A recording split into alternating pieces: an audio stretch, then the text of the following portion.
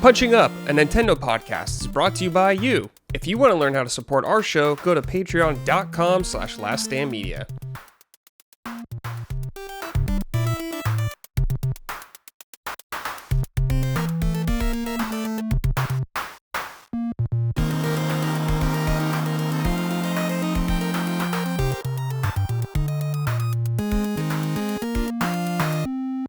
Hello, everyone. Welcome back to Punching Up. This is episode 74.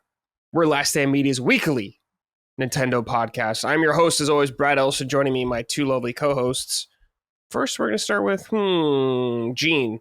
Gene, you've had quite the ordeal in the past couple days, haven't you? Oh my goodness. Yeah. I had a terrible weekend because I had no electricity for 2 days, starting Sunday and pretty much all of Monday. I didn't get electricity until like 10:30 on Monday. And yeah, the electricity basically went out at like 11 o'clock Sunday. So it was basically 2 days. Come on, right? It's crazy. Not sure what happened. It was mostly just my building, you know? My apartment building. First of all, it's really funny to see people say, well, Gene, have you thought about getting solar panels? Have you thought about getting generators and this and that? I'm like, guys, I have literally never lived in a house before.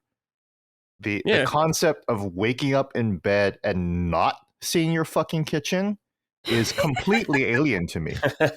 I've always woken up and the first thing I see is my kitchen. Because I've only lived in small apartments my whole life, even when I was a child. So no, guys, I don't live in a house. Every time I visit someone's house, even Micah and Collins, I was like, man, you guys are so well off. Even though you probably, I mean, like Micah and Colin are, but like, you know, like anyone's house, like, you know, like I just be like, oh my God, you guys are doing so well for each other or for yourselves. But so I had no electricity for 2 days. That was an ordeal when it looked like that on Sunday the electricity was not going to come in. Plus it's 97, 98 degrees here in DC. Yes. Record-breaking heat wave going on right now. We had a heat index of 105. I mean, I'm only a couple hours from you, and just like this area, we had a heat index of 105 this weekend. Well, Where Mike, and that's Micah Moriarty, our lovely co-host of Punching Up. Down in Virginia, where I think it could be hotter sometimes, or it's really about the same. Like we're literally just a stone's throw away. Yeah, we generally seem to get, like, you guys get a thunderstorm and it creeps south to us. So like we're typically only a few hours apart, like, or a day apart with our weather. Like you guys will be getting like a crazy storm and then it'll come our way. And we might be a couple degrees warmer, but like when I was watching like the local news and it was just showing like the heat map, and it's like DC was definitely included in like the heat warning zone of like, man, this is bad. How's August for you guys in September? That sucks. Because that's like the hottest months for us here. I'm just curious if it's kind of the same for you guys. It probably is about the same. Yeah, it gets real hot. So anyways, so I checked my cat Jack and I into a Holiday Inn across the street. Hopefully my apartment will reimburse that. Of course, Holiday Inn didn't send me the receipt, so I actually have to run over there after we record to ask for a receipt so I can try to reimburse it. You know, and I couldn't really stay more than 2 nights because, you know, that's crazy. Sure. So I came back home on Monday with Jack in tow. Poor Jack was so confused about why he was in a different room for like 8 hours for a little while. Cats are so good though. He totally remembered who I was, and like as soon as he realized that I'm still there, like he just started snuggling up on me. It's amazing. Animals are amazing. And then I had a huge interview which I won't talk about late last night, and this is in Japan time. And you know, I thought surely the power would come back on by 9:30 p.m. Eastern time, and nope, it did not. So I was like, I gotta bring my iPad, and I basically had the same setup as when Brad and I did the Switch 2 preview when I was in New York. So at least I had a good mic, and you know, it worked out fine. Cool. But still really annoying. You know, it would be nice to use this recording equipment for when I did it, as opposed to an iPad alone in the conference room in the Washington Post newsroom, which was nice for the subject of my interview to see, at least. That was fun. Yeah. But yeah, the power was just out for 2 days. I couldn't play Mind's Eye for 2 days. Uh, Oh no. yeah, The real tragedy. Yeah. 2025 was a Game of the Year contender. Sorry, Expedition 33. Yeah. But sorry, Expedition 33 fans. No, I'm kidding. But I'll talk about more about Mind's Eye later. But yeah, I couldn't finish Mind's Eye. I didn't really play much games. I was just so stressed out. Like I booted up Death Stranding one on the Steam Deck, and I was like, I don't want to play anything right now. I'm just so tired. And then, sure enough, when I came back to the apartment on Monday, the whole place started to smell. And then it took me a little while, but I realized that I was smelling the rotting corpse of my neighbor. Oh. Who had died during the I'm not sure if he died during the outage. I don't know when he died, but the outage did force all of us to smell his corpse because there was no air circulation, there was no air conditioning, and he was just basically baking in his apartment alone. So the entire building, definitely my floor, was filled with air circulators, air filters. They had to bring his corpse through the elevator, and there's only one elevator that works in the apartment building right now. So we all have to get in that same elevator that a rotting corpse was in. Oh shit! And I don't know. Have you guys ever smelled a corpse before? A dead body? Not one that's been baking in the sun for a while. I mean, I've been around dead bodies. Not a human body. Like we would have mice, they die in your walls periodically. And that is a very specific smell. Like that dead sweet smell is extremely specific. It's pungent. So I know dead animal smell. It's pungent. Yes. A dead human smell is very, very pungent. It's very it just hits you right in the sinus. It's so bad. I mean, that's evolution too, telling you stay away, danger, because of when cavemen didn't know why a dead body was dangerous, but it's like, this is telling you stay away from that thing, bro. Don't touch it. Don't eat it, Yeah. Don't eat it. Definitely don't eat it. And yeah, I'm pretty sure that the combination of the heat wave and the no electricity and no air circulation just made people aware that he had died, and which sucks because he was an elderly disabled man who is the other weed smoker on my floor. I always smell weed from him. I always saw people drop off packages for him and everything like that too. And yeah, that was tough. I didn't know him at all. I just said hello all the time. So. Yeah, Micah was saying, what were you saying, Micah, about, Colin and Micah are such shut-ins that it would probably take a week for anyone to know that either of them had died. Like Gene Hackman, right? Mm-hmm. Oh, no, absolutely. Because it would be specifically that if we died near a Thursday, Dustin would know immediately something was wrong if Colin didn't show up for Sacred. He'd be calling the cops within 10 minutes of 1 p.m. rolling around. But if we died on a Monday, we might be sitting till Thursday. Because I just don't, I am the type of person who it takes me 3 business days to reply to your Facebook message, right? If you send me something on Instagram, I'm going to get back to you, but it's going to take me a couple days.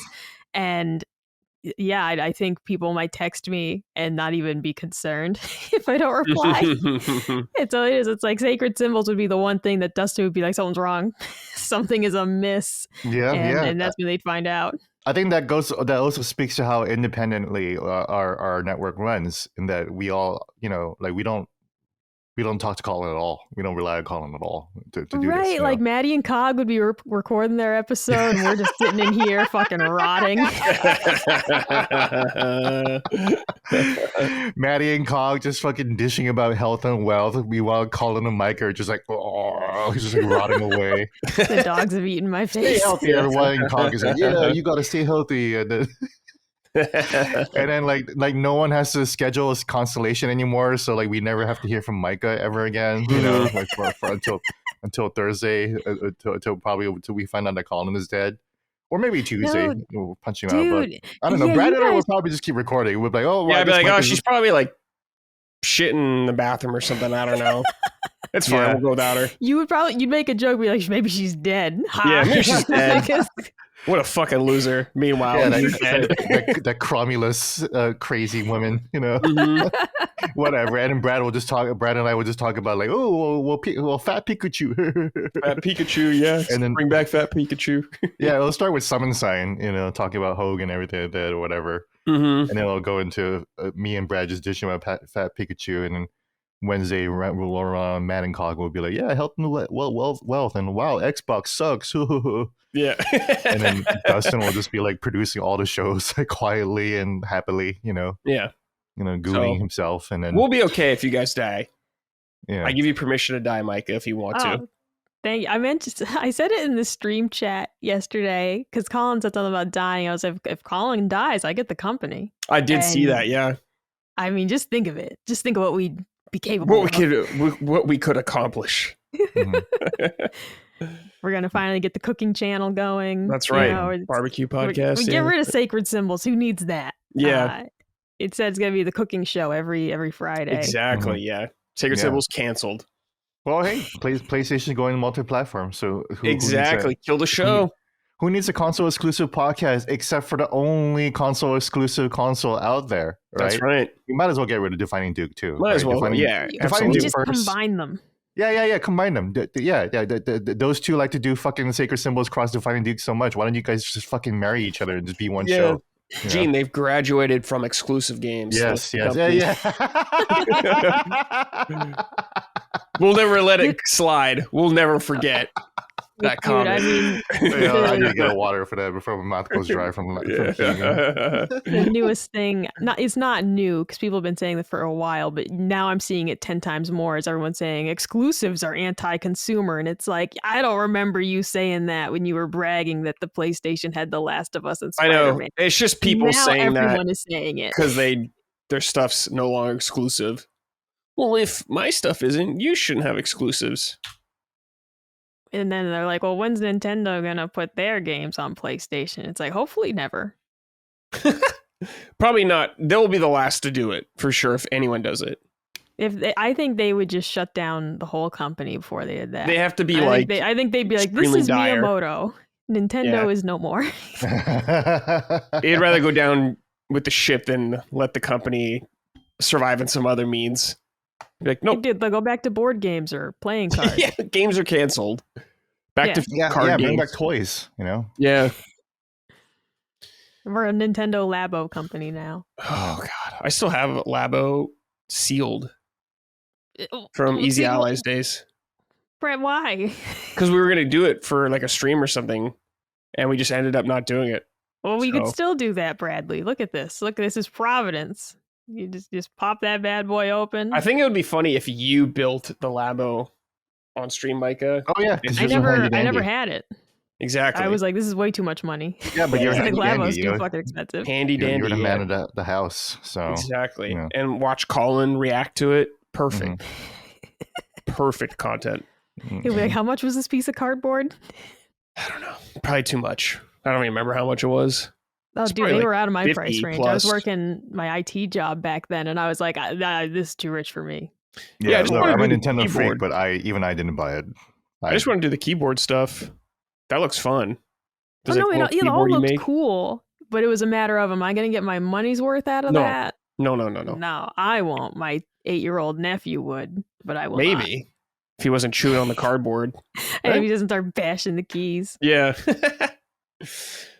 Hey, if you want to support us, go to patreon.com/laststandmedia. You can get early access to this show as well as all of our other shows. So please join us over there. If you want some merch sent out by Micah herself, go to laststandmedia.store. She needs more work. Put her to work No. more. Don't let Although her I do rest. appreciate it. The Constellation shirts have been selling very well. Yeah. So I appreciate all those It's like one of orders. those Thank things you, when everyone. when like a musician dies, then like their albums spike and everyone starts listening to them again. Well, yeah, because I mean, for myself, not a musician, but when it was announced that like Vita games were like going to be completely out of production or whatever, and I had been holding off on buying a copy of my favorite Vita game, Tales of Hearts R. I owned it digitally, but I never owned a physical copy. and I'd been holding off on it for years because it was like $70, and then it immediately went up to $90. So then I said, all right, I'm gonna buy one. And it's the most expensive video game I ever purchased. Damn. But it was like the run on those games. It just immediately, because I also, like a year before that, I had bought Persona 4 Golden brand new on Amazon for $20. All right. Oh, And then yeah. you watch that just like skyrocket. So it got pretty extreme when we found out Vita was dead. Yeah. Rest in peace, Vita. Fun handheld. Oh, yeah. Excellent. Hello, everybody. Surprise, the Direct was announced. So now we just watched it. It is 6:40 a.m. for me, 9:40 a.m. for the rest of them. We're all a little sleepy, but we're going to get into it because we got to talk about video games. But yes, Nintendo just had a Partners Direct, so no first party in this Direct at all. But we got to see what third party's up to and all that kind of stuff. First off, though, right off the bat, I got to say, no Xbox again. I don't know what's going on with that. They're being sneaky. I guess we'll see sometime. Maybe they got their dev kit late. Nintendo doesn't care. I don't know. All right. Let's start with the first thing that was announced. I'm actually pretty excited about this, which was Monster Hunter Stories 3 Twisted Reflection. So if anybody doesn't know, these are turn-based Monster Hunter games, like turn-based RPGs. There was 1 and 2 both on Switch, but now 3's coming to Switch too, and I assume multi-platform as well. Looks like a new character and a new art style, maybe. No, actually, the art style looks the same, but just new characters. It reminded me of Lair at first, Gene, riding around on that dragon. Like, I was like, oh, this is like the Lair equivalent of Monster Hunter, but I am down. What did you guys think about this? Gene, we'll start with you. Sorry, Micah. You're next. No, I'll be quick. I played. I haven't finished a Monster Hunter Stories game, but I played both of them. They're cool. They give me like Breath of Fire vibes. You know, old school classic Capcom turn-based RPGs. So it's cool that they're still continuing that. So yeah, maybe this will give me inspire me to finish the other two games because they're great. They're really good games. They're really good turn-based games. And maybe I want to quote unquote earn my way to get into 3. Yeah, this one looks pretty cool too. So okay, Micah. Yeah, I'm pretty interested in this actually because I've never played anything Monster Hunter. I just found the series in general intimidating. And I kind of let the Monster Hunter name scare me off of these as well. But I find myself quite interested in this one. I don't know if I'd go back to play the other two if I don't have to, but I definitely want to check this out. Yeah, I don't know if I'll go back to play the other two. I've always wanted to play them though because they're just turn-based Monster Hunter games. That's really cool to me, but happy to see this comes out 2026, so not too long. Very happy about that. All right, next thing we had was Once Upon a Katamari, a brand new Katamari Damacy game. This one, you're rolling throughout history. They showed him in like more ancient Japan and stuff like that, just rolling around, bunch of spear dudes. Looks cool. There's online multiplayer as well. Comes out October 24th. Micah, what you think of this? I'm definitely going to get this. I've never played a Katamari game. I don't think. I really can't remember. Play it. I definitely watched Game Grumps play it. That's the thing is like sometimes you have memories. It's like, did I do that or did I watch someone do that? And it's been 10 years. I'm definitely going to get this though, because I'm like, this looks very fun. I love the historical like Japan settings and all that. So I'm into this. Yeah. Gene, what'd you think?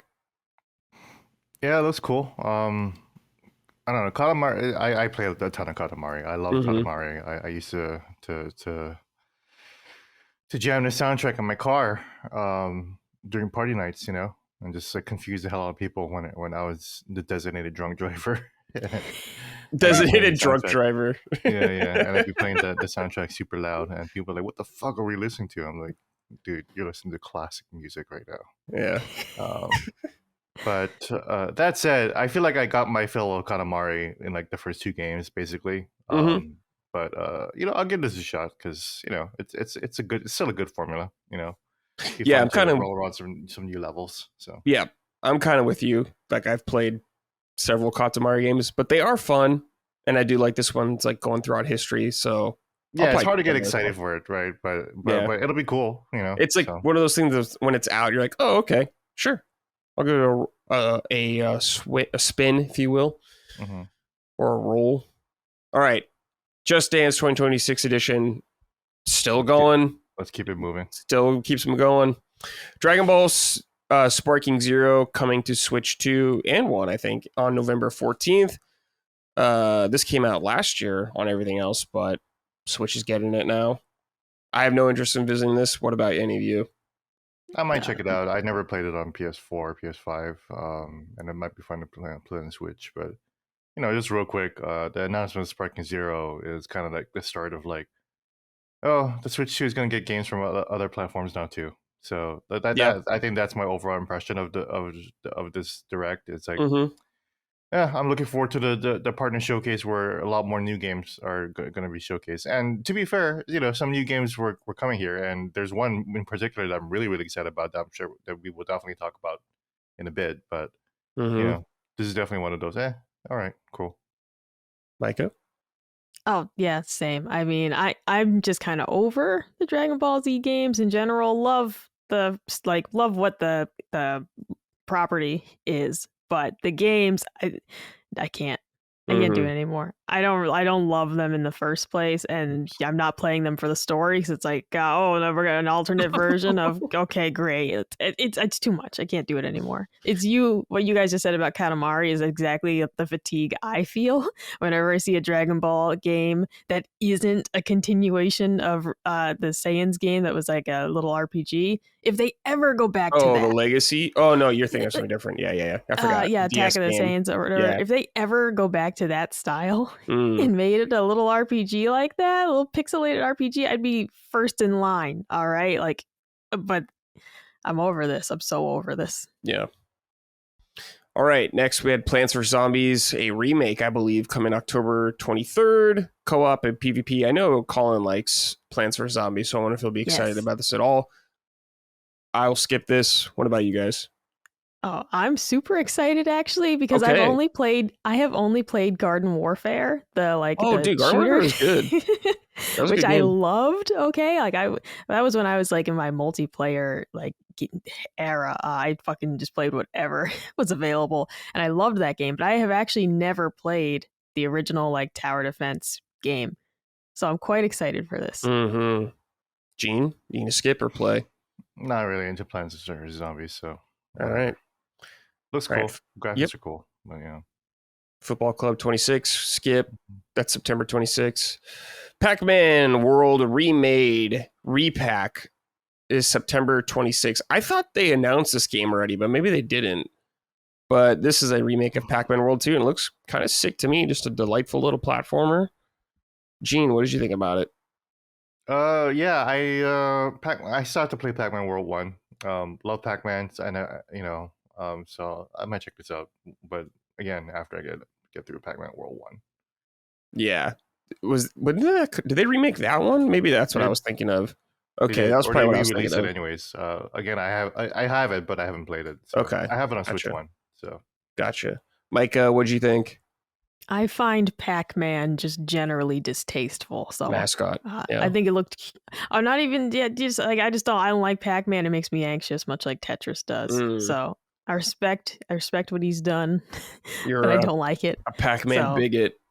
He just makes me so antsy every time I've tried. Because I actually did try to get into I don't know. It's like a very modern Pac-Man. It's like Pac-Man with a number after it. I can't remember. It was on Xbox. Oh yeah, I forgot what it was too, but I know what you're talking about. I liked that one. However, to watch me play it, I literally would start I'd get so anxious. I'd be I start I'm just yelling. It's Pac-Man. It shouldn't have that effect on people, but as I get approached by a ghost, I'm screaming. So yeah, I just can't do it. That's funny.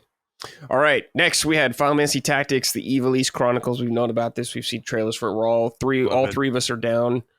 September 30th. Switch. Yeah, we'll be there. Switch. That's where I'll play it. Looks good. I do like that they added new dialogue and stuff, which is interesting. So we shall see about that. All right, here we go. Persona 3 Reload, October 23rd, 2025, Switch 2 only. Micah, are you going to play this one? You just played Portable not too long ago.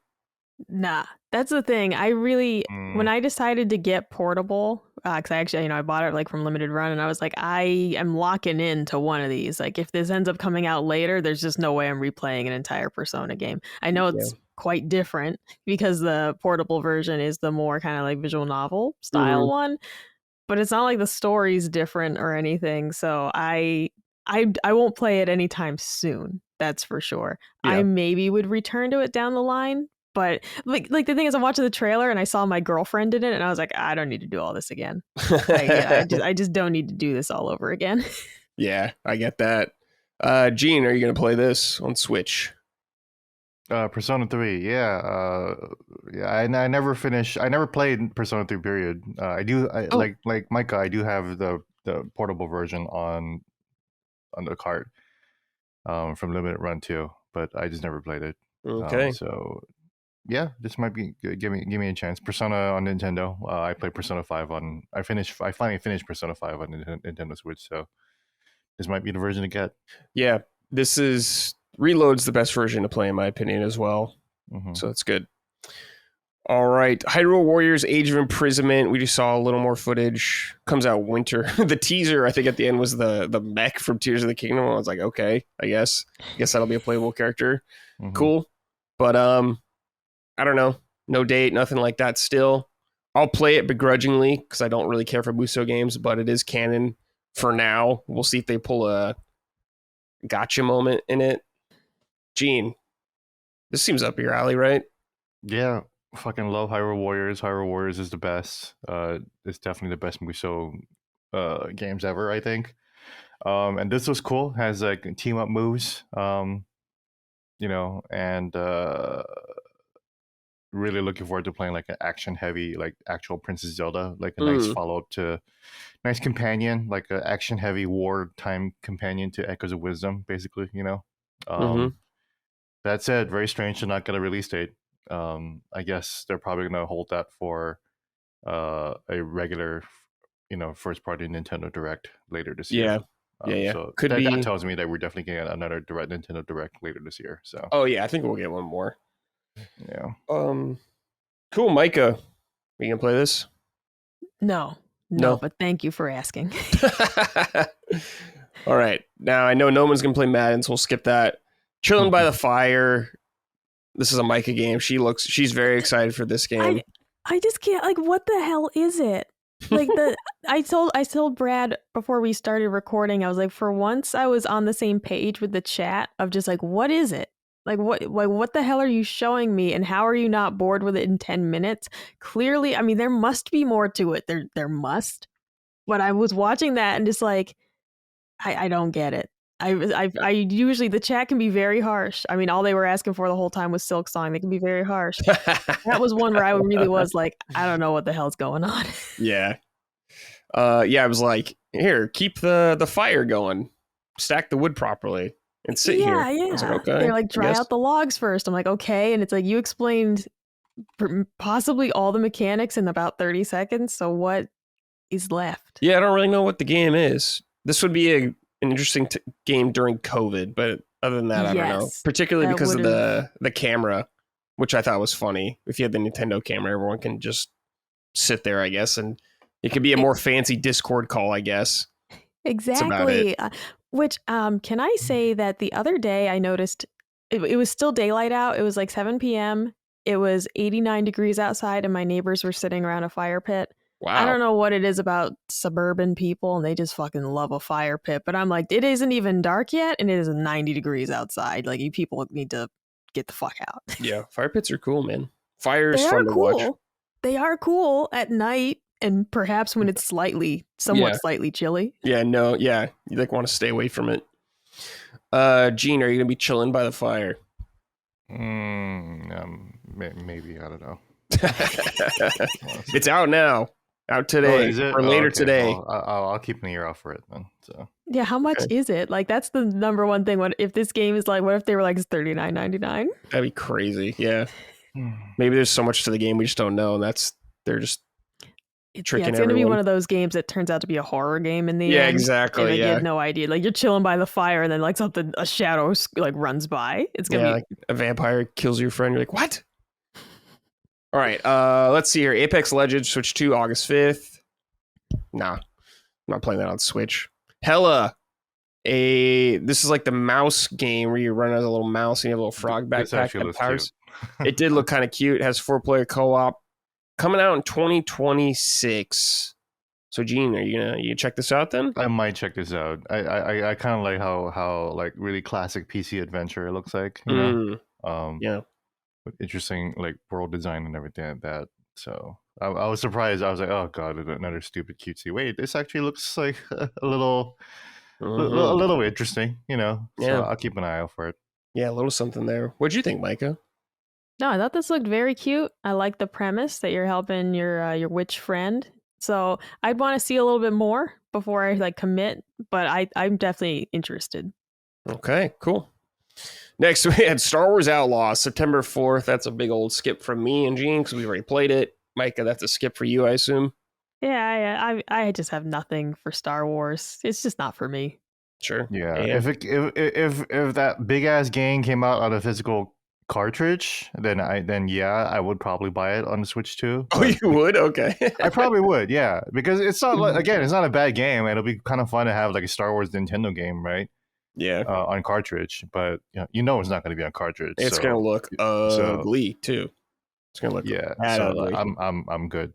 Yeah. I will not not be on buying. cartridge. So Yeah, I didn't see like the fine print on a lot of stuff, so I didn't see what was on cartridge and not for every game, but I doubt this will be on cartridge. Ubisoft is not going to do that. Ubisoft is like, please, we need to make money on this game. Please buy it digitally. Yeah. Please, Switch 2 people, buy this game. We need to make more money on this game. We promise we're not going to make another one. We already did. Dude.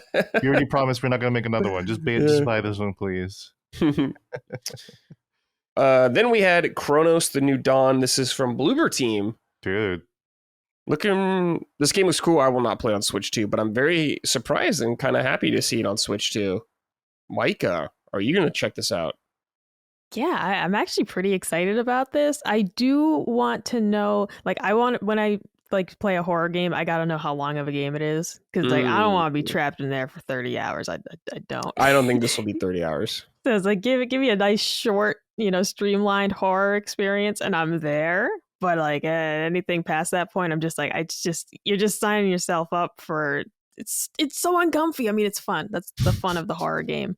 But I gotta get out of there in like 15 hours or less. Yeah.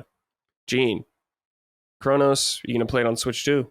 I might play it on Switch too. Okay. And what's crazy is that I feel like this was a deeper look at Chronos. I think Sure. Yeah. I don't think we really understood what the game mechanics were, and this one looks interesting. It looks like a really solid survival horror game with a lot of tension about resources and enemy placement. That's Bloober Team, man. That I've talked a lot of shit about Bloober Team in the past, including after the Silent Hill 2 remake. But now that I'm seeing more Chronos, and again, Silent Hill 2 remake was pretty good. I think it earned them a lot of goodwill. So it's like, now what can you do next? And the way Chronos is looking up, man, like that looks interesting. So Bloober Team, you got my ear definitely. So I'm definitely gonna be check out Chronos: The New Dawn. I like the premise. I like the look of it. I want to love it. I want to love it. Absolutely, it looks really cool. Yeah, I'm into the mechanic of the enemies can absorb a fallen enemy. Yeah, that's cool. That looks great. Because it will make it like you can only slow down so much. You can only be so like planning and so stealthy because it's like they're gonna absorb that guy, so you gotta take him out. Like I really like that kind of like hurry up mechanic. Yeah. It's classic survival horror gameplay. It's like, damn, like the situation is changing before your very eyes. You better hurry up and think fast and think fast with your resources. Really cool. I'm really excited to see what that's like. Yeah, I'm glad you mentioned that, Mike. I totally forgot about that part. It's coming September 5th, so not too far from now. Yeah. All right, these are for Gene. Next, we had Yakuza Kiwami 2 coming November 13th, and Kiwami 1 is getting a Switch 2 version the same day. Look, man. You going back? Everyone knows that I'm like the biggest Yakuza fan, right? Fucking love the series. These trailers don't need to be that long. You can just like put up the title and that's it. Just put up a sizzle reel, put up 5 seconds, and that's it, man. Like you don't need to reintroduce Yakuza to the world. That said, Kiwami 2 is my favorite one. Okay. It's kind of my favorite one, at least in gameplay wise. You know, it's the last Kiryu focused Dragon Engine game, right? So this is kind of the best one. Yakuza 2 is also considered the classic out of the series. You know, it's like it's a Mega Man 2 or of the series. This is the one where the story starts to get really, really good, and the gameplay and the side quest diversity starts to get really, really good. So, but yeah, that said, you know, Sega, just keep these real quick. We don't need to know, you know, unless it's Kiwami 3, that's different, you know, because we never got a Kiwami 3. Yeah, we never got a Kiwami 3. Everyone, the whole Yakuza community is wondering whether the Yakuza 3 will get the Kiwami treatment. And I wouldn't be against it, you know. I'd love to revisit that cool game, but unless it's like Yakuza, like announcing the Ichiban series 7 and 8, you know, that could get a little bit more shine, right? Because those are still new games, and you know, and they'll be the turn-based games, so that'll be fun to introduce the Switch audience to that. But yeah, Kiwami 1 and 2, yeah, just keep it moving, man. Keep it moving. Speaking of keeping it moving, got a quick montage here. Goodnight Universe. I don't know what the fuck that is. NBA Bounce. Hello Kitty at NBA Bounce looks kind of sick. NBA Bounce does look pretty cool. Yeah, I've been wanting a stupid sports game for a long time, and that like, hey, there you go. Man. That's a stupid looking NBA game. I love it. Hello Kitty Island Adventure something. I couldn't write it fast enough. Whatever it was. Hello Kitty and Animal Crossing. So I wrote Reomancing, but it's Romancing Saga 2 Revenge of the Seven. Out now. Exciting. Shinobi August 29th. Very cool. Borderlands 4 October 3rd. Okay, that was the end of the montage. Then we had the 2 last games here both from Square Enix. This is my favorite thing here at the show, which was the adventure of Elliot, the Millennium Tales. 2026. There's a demo out today also for this game. So if anyone doesn't know, this is it's like the HD 2D style that the Octopath games are on, but this is an action RPG this time around. And your character, he kind of looks like a red mage almost. He has like a nice little red hat and little cape, and you have a little fairy that comes around, fights with you. The whole point of the game is, I guess, to defend this town from monsters attacking it. But it looks really cool because it's all real time. It looks like some puzzles with you being able to control the fairy and the character at the same time, Elliot, if you will, running around. Looks really good and charming. Very excited about this. But yeah, just 2026, but demo out today. Micah, you're in, I assume, right?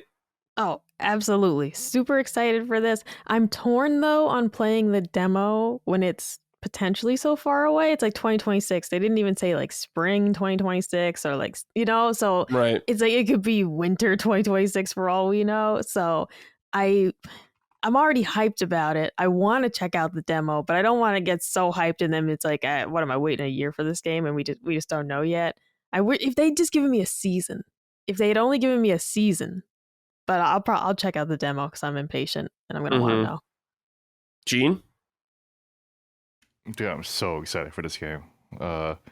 This saved the direct for me, definitely.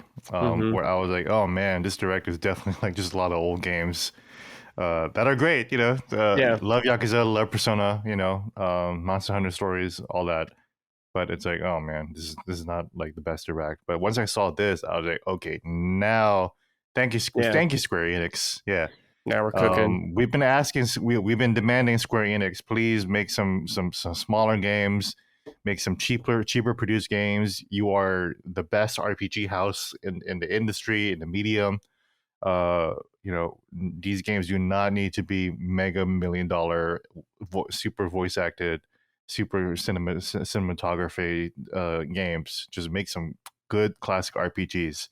And that's exactly what this looks like. This looks like Final Fantasy Adventure, Secret of Mana / Secret of Evermore / Zelda / Octopath Traveler. So sick. Voice acted, graphics looks cool. I'm with Micah. I don't know if I want to play the demo right now. I'm intrigued, right? And I'll probably listen out for feedback. Maybe I'll even take the survey. Maybe I will play the demo because I'm really Send intrigued in feedback. how the game plays. But I'm also with Micah in that like I kind of don't want to spoil it for myself until the game actually comes out. You know, like I don't want I kind of don't want to taste. I just want the full meal. You know. Mm-hmm. All right. So yeah, 2026. We're all very excited. Octopath Traveler. I wrote Octopath, and I didn't finish it. Traveler Zero coming out. I think it was December 24th. I think that's what the date was. But It might yeah, be December 4th. was it 4th or 24th? Yeah, I couldn't. It's probably 4th, but I was writing fast. But anyways, yeah, I guess this is a prequel, I'm assuming, for the Octopath games. I didn't play 2, so I don't really know. But I saw one character in there I thought I recognized from the first game, so that was interesting. But there's a lot going on, and I just saw one mechanic of it, like rebuilding a town that looked like Dark Cloud. And I was like, oh shit. So I'm in right away. Skip 2, not because I didn't want to play it, I just never got around to it, but I'll be there for this one. Micah, you're in? Oh, absolutely. I played Octopath 1 and 2. Love both of those games. So as soon as I saw this, I was like, we're getting back in. And I am shocked and happily surprised that it's coming out this year, because I was just like, all right, it's going to be next year as well. But no, we get to play this December. Perfect timing for the Last Stand Media holiday break. Yes. So I'm very excited. Yeah, it's December 4th, by the way, not 24th. Yeah, So, they can't compete with Jesus. All right, They gotta dude, if it came out on Christmas Eve, that'd be so jolly. Holy It'd moly. be really funny. That'd be so jolly. But yeah, that's crazy. Gene, what'd you think, man? Yeah, super excited for this one, but I never finished an Octopath Traveler. I was really close to beating Octopath Traveler 1. Dude, I got burnt out as well on the first one. Yeah, the first, dude, it's a grind, man. Mm-hmm. The first one is a grind, and everyone keeps telling me just jump for the second one, and it's like, dude, I'm almost done with the first one. Micah, maybe is this a spoiler? I don't know. Are the games connected? Oh, no, you don't have to have played like the first one to understand the second one at all. Well, are they connected though? I don't think so. I don't remember there being a connection, so I don't think there was. You can just Google it, probably. I don't know. There's probably a character or something in it. Yeah, something. Or that's what it looks like in this one. Whatever. Yeah, but you know, regardless, I'm still mostly interested in just finishing one. So you know, I have it installed in my Switch too. I'm like, no, I want to get to it. Cool. Well, that was the final thing of the show. Micah, what did you think of the show overall?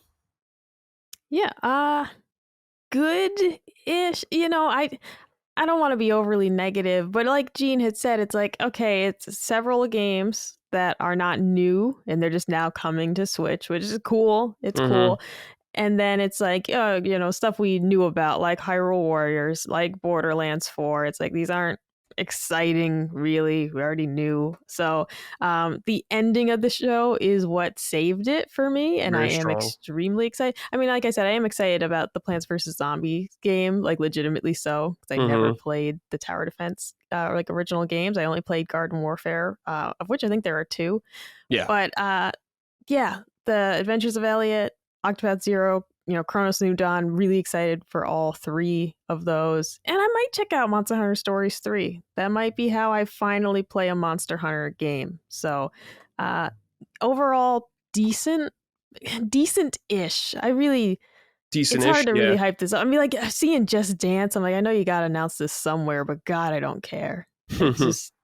Yeah, I get it. There's a lot we didn't care about in here. We just kind of skipped over it quickly. Gene, you kind of talked on this already. Just all right for you, or it was kind of bad until Square Enix saved it for you? It was all right. You know what makes it bad is honestly the keycard thing. That really, like, you know, bums me out about third party on Switch too. Makes it really, really hard to get excited for collecting games on the Switch too. If I'm not sure whether the physical version won't be any good, and I know that might feel silly for people who are totally too cool with digital, and I mean, I like collecting games, Yeah. So like a Persona 3, look, a Persona 3, the reload is a game key card and not fully on card, then I'm not gonna buy it on Switch 2 actually. That probably won't I'd be. rather I already own it on PC. I'd rather just play it on PC then at that point, Sure. Same with Yakuza Kiwami 2. If that's on keycard like Yakuza 0 is, I'm gonna pass, it's why I bought Yakuza Kiwami 1 on the Switch 1 on limited run games, because it's that janky ass port for Switch 1 is all on the cartridge, I think it's important for me to collect a full game on physical cartridge, Yeah. So all these games coming out, if it's not a game key card, then I'll pass. Chronos, yeah, same with Chronos, if Chronos is probably going to be a game key card, considering how big that. Well, actually, no, like that game might not be big. I hear it's supposed to be shorter, a shorter survival horror game. But yeah, again, really depending on whether the key cards are actually a thing, and I'm really hoping that more companies will invest in that. Please, I hope Adventures of Elliot is on the cartridge. Square Enix, please invest. I'm gonna lose it. No, but they need to sell in Japan though. Japan wants physical too, right? And you want to sell Adventures of Elliot and Octopath Traveler 0 hot in Japan, because Japan will eat that shit up. Persona 3 Reload too, man. Same thing. Sega, come on. Final Fantasy Tactics. I don't think that's on the card, is it? For Switch 2? That better be too. Tactics Advance too, yeah. I mean, it might be. The only version that was available for pre-order as of like when I ordered it was the Switch 1 version for Final Fantasy Tactics. Like there wasn't even a Switch 2 like box for it. So if there's a Switch 1 version, then I'll just buy that one instead then. So yeah, because what I ordered off Amazon was just the Switch 1 version, because that was all that they had. I don't even know like if we're gonna get a Switch 2 cartridge for that. Oh, wait, hold on a second. I'm trying to. Well, this is just an AA overview. I don't know. It says it's a code in a box for Switch 2. I don't know though. That could just be completely wrong. So I don't know. I guess we'll see when that comes out for you guys. But like I said, I'm on the digital train for Switch 2. It's fucking over, man. It's fucking over. I've accepted defeat. He's defected. I'll move on with my life. I'm digital now for everything. It's happened. I held out for a while. I get it. Again, I mentioned this before, but Steam Deck has definitely kind of, helped me accept like a more digital future. Yeah. But it'll be disappointing if Nintendo, if I have to give up cartridges for Nintendo, Yeah. I grew up on Nintendo cartridges, man. Come on, man. Yeah. They don't give a shit. Like, it'll be cool that Nintendo games will be on the cartridge, but yeah, it'll be a bummer if I can't get my classic Square Enix RPG on a cartridge, or my classic Persona on a cartridge, or I don't know. Like Sega's gonna cheap out on Yakuza Kiwami 2. I just know it. Especially because these are brands that have done such cool collector's editions. Like, two of my favorite collector's editions are like Octopath Traveler and like my Yakuza 6, collector's edition I had that came with like the glasses and everything for that. It's on PlayStation, obviously. But it's just like, these are brands that had really cool collector's editions, and to think that I won't even maybe get like the game on cartridge for the new titles is, I don't want to think about it, Gene. I'm going to tell myself that they're going to do it. They're going to have something super cool for me, and I'm going to be very happy about it. I'm manifesting that. Man, the cope. I love it. No, Bradley, I'm not coping, all right? Final Fantasy Tactics is coming out on cartridge, and I'm buying it. It says Switch on the box. It says Switch. Who cares? It's Final Fantasy Tactics, bro. Like, it's fine. Whatever you say, Micah. I could play it on the Switch Lite if I wanted to. Got this brand new hardware, and you're buying the last gen versions, dude. What are we even fucking doing here? I know this is. I don't need 60. I don't need 60 FPS in Final Fantasy Tactics. I'm good. We don't. I'm not even playing with my glasses on half the time. Okay, so like It really is fine. I know. It's truly, I could go back right now and play Kingdom Come Deliverance again on my Switch Lite with my glasses off and be like, it doesn't look as bad as I remembered. So, yeah. All right. Well, I still love the Switch One, man. I'm gonna keep my Switch One forever. Switch One forever, man. Switch One forever, man. Yeah, stinky Switch forever. That's right. All right, everybody. Thanks. I don't know where Dustin's gonna put this in the clip. I don't know if it's at the end or whatever. He can do whatever the fuck he wants. Yeah, he can do whatever he wants. But yeah, back to the show, or see you later. I don't really know how this is working. But yeah, see ya. Bye. See you. All right, guys. Let's start with our first news story. Mario Paint is now on Nintendo Switch Online. We speculated about this very early on because of the mouse. It's like the no-brainer thing. But it's finally here. Good old Mario Paint. Micah, I forgot. Have you played Mario Paint? No, I've never played it. I'm really excited about this. I was joking with Colin. I was like, you got to play this on stream. Oh my God. It would just be because it'd be kind of like mindless and fun. But I was like, this would be perfect. Just answering questions. You doing your little coloring book or whatever. He didn't seem as into it as I was, but that's okay. No, this is very exciting for me because I never got to play it. Yeah. Gene, I know you've played Mario Paint. You're going to revisit this, I assume? I sure did. You did already? Excellent. Yeah, it's already out. So I saw people playing it last night. Of course, I couldn't play that when I had to get to Mind's Eye. Right, of course. Which we'll talk about later, of course. I don't know why I keep teasing the Mind's Eye discussion. Yeah, you're hyping up Mind's Eye like fucking crazy. Like gives a shit. Dude. Some huge scoop, yeah. Yeah, the Steam charts, it has like 17 people playing, like literally, dude, it's crazy. Yes, but I did play Mario Paint way back in the day. I was a kid. I was 11 years old. At that point, I had already had an Apple Macintosh. So I had already like been familiar with like Paint, or like whatever the applications. But I was so excited for like a Mario version of this.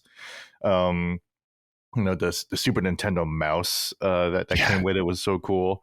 It was almost like an early version of Super Mario Maker. Where you can even create pictures with like pixel blocks and like different Mario pixel figures. So I used to be able to create all kinds of cartoons, like my own little like Super Mario World cartoon, which was so fun. And you can even create music for it, which is incredible. Yeah, I loved the music thing. Yeah, the little Yoshis and stuff. Yeah. So you have the little Yoshis and the little like flowers and everything like that, and they all make different sounds. And like it's like I still remember the default song where it goes like da da da da da da da da da da. It's so cool. I never forgot that. So, and like at that time, I already was I was already playing piano, so I kind of learned how to play cool. Use sheet music. So I actually was like creating like songs like on there. Like I was just like recreating like songs that I already knew. I wasn't writing music. I wasn't some that's cool 11-year-old John Lennon or something like that. But it was really fun to just recreate music there and like put that as a soundtrack to like my little cartoons. It was such an incredible application, and I'm really excited to just get into it. And it had the fly swatting mini game. Oh my God, I played that so much, dude. Your hand gets stung, and he goes, ah! Yeah, oh man, so good. Yeah. You know why? I think that mini game is actually the root of why I was so excited for Welcome Tour, like irrationally excited for Welcome Tour. You know, because Welcome Tour actually kind of sucks. I'll say that much. Like it should have been $10, that's for sure. Should have been free, right? But some of the mini games are still pretty cool in Welcome Tour, and it's because they reminded me of the cool, and very simple mouse mini game of the fly swatting game, which had like a boss battle and everything too, which is crazy. They would send some mecha fly in for you to defeat, and it kind of felt good to just click on that thing and beat it. But yeah, I'm very excited for this. I can't wait to dig into it after I beat Mind's Eye. Yeah. I'm trying to remember. I think the mouse pad for the SNES mouse was like hard piece of plastic, I want to say. It wasn't soft at all, so it was fucking like so bad playing on that thing. Felt like if you used a real mouse pad, you were cheating because it was so much better. Yeah, it's probably why I slouch, because I'm just like sitting on the carpet, just going like this, like all the time, like Gremlin, like I'm Gollum, just like making my Mario cartoons. So fun though. And so as soon as I saw that the mouse function was confirmed for the Joy-Cons, I was like, oh, they're bringing Mario Paint back, or Mario Paint-like experience back somehow. And sure enough, they did it pretty much right away. Can you I use even an thanked actual mouse? the hardware developers. I was like, thank you so much for putting a mouse functionality. Now we can play Mario Paint properly. Wonder if we'll get a new Mario Paint now. That could be interesting. Yeah, that'd be interesting. That'd be crazy. Yeah, like it's this robust. Like, I don't know how that would work. It'll have to be like a huge level up. Maybe it's not like a full price game, like $30, $40. Could be free. Oh yeah, or like $10, $20. Yeah, like a solid $20 experience with more features, more pixels to use. More sounds, more music. Oh yeah, dude, it could use the camera. Yeah, add new characters, exactly, right? And use the camera. Oh man, dude, like if you add in like Mario Wonder type shit, yeah, that'd be great. And yeah, maybe maybe even like you can direct your own 3D Mario movie. Who knows? Yeah. But yeah, like Brad said, if they let you use the camera, like you could take pictures of yourself and like put them in there, and then like decorate pictures of you with little icons and all that nonsense. Like that, we're selling this for them. Let me sell it right here, especially to Micah. Take the picture of yourself. You can Photoshop Waluigi right next to you, and you're getting married together. Exactly. Well, dude, because when you talk about the fly swatting game, what you reminded me of is the UDraw game tablet. I think it was UDraw Instant Artist that had the mini games. One of them was a fly swatting mini game, though. There were these aliens on screen, and you're swatting at them, and that's the whole game. The thing is, I know the UDraw game tablet was not a success, but I loved it. I fucking loved it, and it was a great disappointment to me that it didn't take off and get 20 more games made for it. But this is the part why I'm excited, is because it's like, yeah, I fucking loved the UDraw game tablet. Like, the thing was awesome. So this is going to be a resurgence for me. Yes. Electronic art. That's right. Oh, also the soundtrack is available on the Nintendo Music app. So if you want to hear those jams. Oh, for real? The Mario Paint soundtrack? Yeah. Yo, I might just listen to that instead. Yeah, it's on there now. Let's see. This is from Tim Chatan or Chatan. I don't know how to say your last name. Mario Paint just dropped on NSO, and it works with Nintendo Switch 1, or works on Nintendo Switch 1 with a USB mouse. Ooh, that's what I was curious about. That's cool. Mario Super Picross and Nobunaga's Ambition were also updated to support the mouse. What other SNES mouse games do you want to see added? Can we please get Lemmings 2, Civilization 1, Jurassic Park, or perhaps Simand? Also, how cool is it that we get Mario Paint on Nintendo Music? It sure seems like this would have made for a cool addition to that fabled Nintendo Direct for July. Dude, honestly, I can't name any SNES games that use a mouse besides Mario Paint. I was about to say Tim Shatton or whatever. Shatton. Tim whatever. I didn't say it like that. I was like sincerely trying to pronounce it. No. Like, I don't know how to say it either. Tim whatever. Yeah. Sorry. That's your name. I was about to say Tim. Like, you have a pretty deep knowledge of Nintendo games if you were just able to name drop that stuff. That's pretty cool, because I did not realize that like Jurassic Park was mouse functional. That's crazy. Yeah. Lemmings make sense in Civ and Simman too, but like Jurassic Park, that's wild. Oh, wow. There's a lot of games actually I'm looking at. Well, I'm glad he mentioned Nobunaga's Ambition. That's one of the games I am intending to get to try, but it's like, oh, sweet. They updated it now for the mouse. Well, it's a good thing I waited a bit then. Yeah, you play that. There was a lot of games for the mouse. That's crazy. Okay. A lot of them look like Japanese only games. Ooh. T2, the arcade game. That one. Oh, shit. Fuck, that's a great pick, yeah. Yeah. That's a great pick. Doom, that's perfect. Wow, I didn't know Doom did that. We got Wolfenstein as well. Yeah, Wolfenstein, the one where there's no Hitler and you have to kill mice, big radioactive mice instead of dogs. Yeah. That's so funny. Yeah. I played the hell out of that version, dude. The Super Nintendo version? Me too. Yeah, the Super Nintendo version. I didn't have a PC then, so that's all I knew. Yeah, I did play it on PC first, but when I played the Super Nintendo, like I was like, oh, finally it's a Super Nintendo, and I was like, I don't care if it's censored to hell. Yeah, I played Doom a lot on Super Nintendo as well. Yeah, Doom. It was sick because it was a red cart. It was really badass. That was crazy. Yeah, it was like one like that and like Maximum Carnage. Spider-Man's Carnage, Maximum yeah, was Carnage, red, I think, Carnage was a too. red card too. Yeah. Killer Instinct was black also. Was pretty sick. Dude, Killer Instinct on Super Nintendo was such a moment. I'm so glad it's on NSO too. Yeah. I wish it was a separate app. I'm gonna keep saying that, Nintendo. The worst thing about Nintendo is the fact that we can't just buy these games a la carte, you know. Gene, on the, I don't know if you saw this, but on the Sacred League, there was a question, and it said, "Who is this?" And it was a picture of Fulgore. I was watching, and none of them knew. None of them knew. Dude, they didn't even know who Gray Fox was, man. They couldn't. His first name, yeah. They didn't know Frank Yeager. The number one PlayStation podcast, all right. I know. I was talking shit. No. I was right there with you. I was like, yeah, talk that shit, Brad. Seriously. Doesn't know who Frank Yeager is. Can't even name Eco's girlfriend. Talk shit on Eco. You know. Yeah, I guess you didn't know who Fulgore was, but it's like, yeah, like none of these guys play fighting games. It's wild. It's wild. Scrubs, dude. Fake gamer. Yeah, I tell dear listener, Real Radic, I tell him sincerely, I was like, Radic, you should just take over Sacred Symbols because you have a Radic was.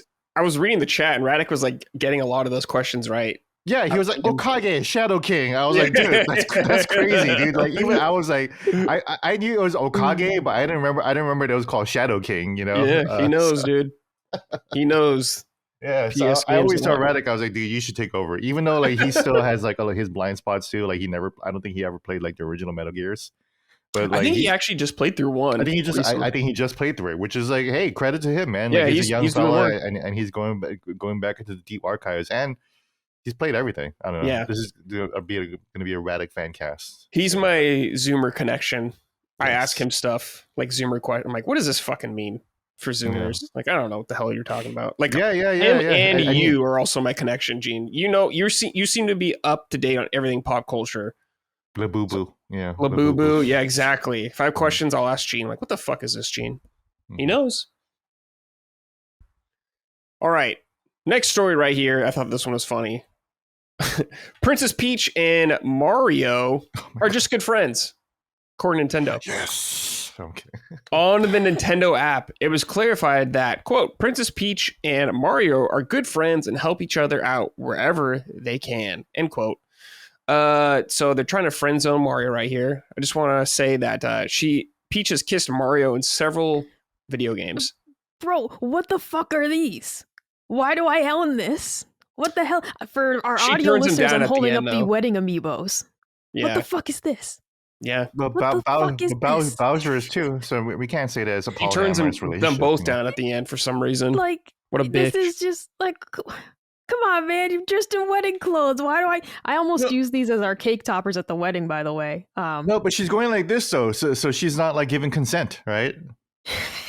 She put on the outfit, but you don't put all this shit on without being like, oh, maybe, you know, like I don't know.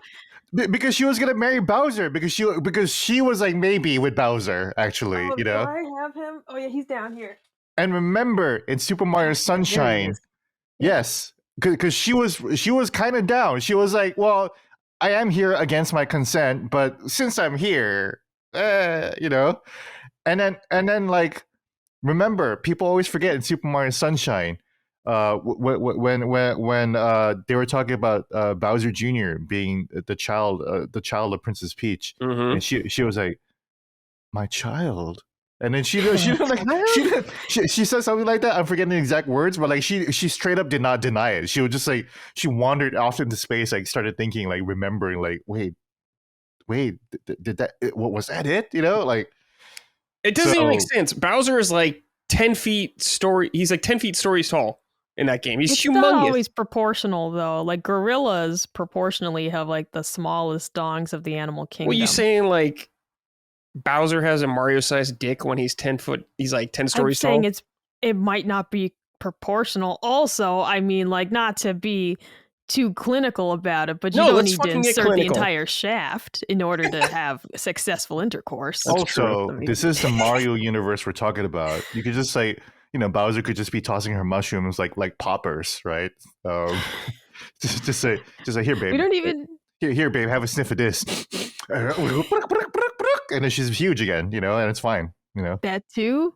that too. We don't even know what Peach has got going on down there. We don't know 100% if these are normal humans. I mean, like, there's a lot that could be left unanswered. They might reproduce like fungi, and she farts out a cloud of spores, and a bunch of people. Bro, what the fuck born. are you talking about, Micah? I'm just saying, You're going Brad, too far. I mean, Don't ruin Peach.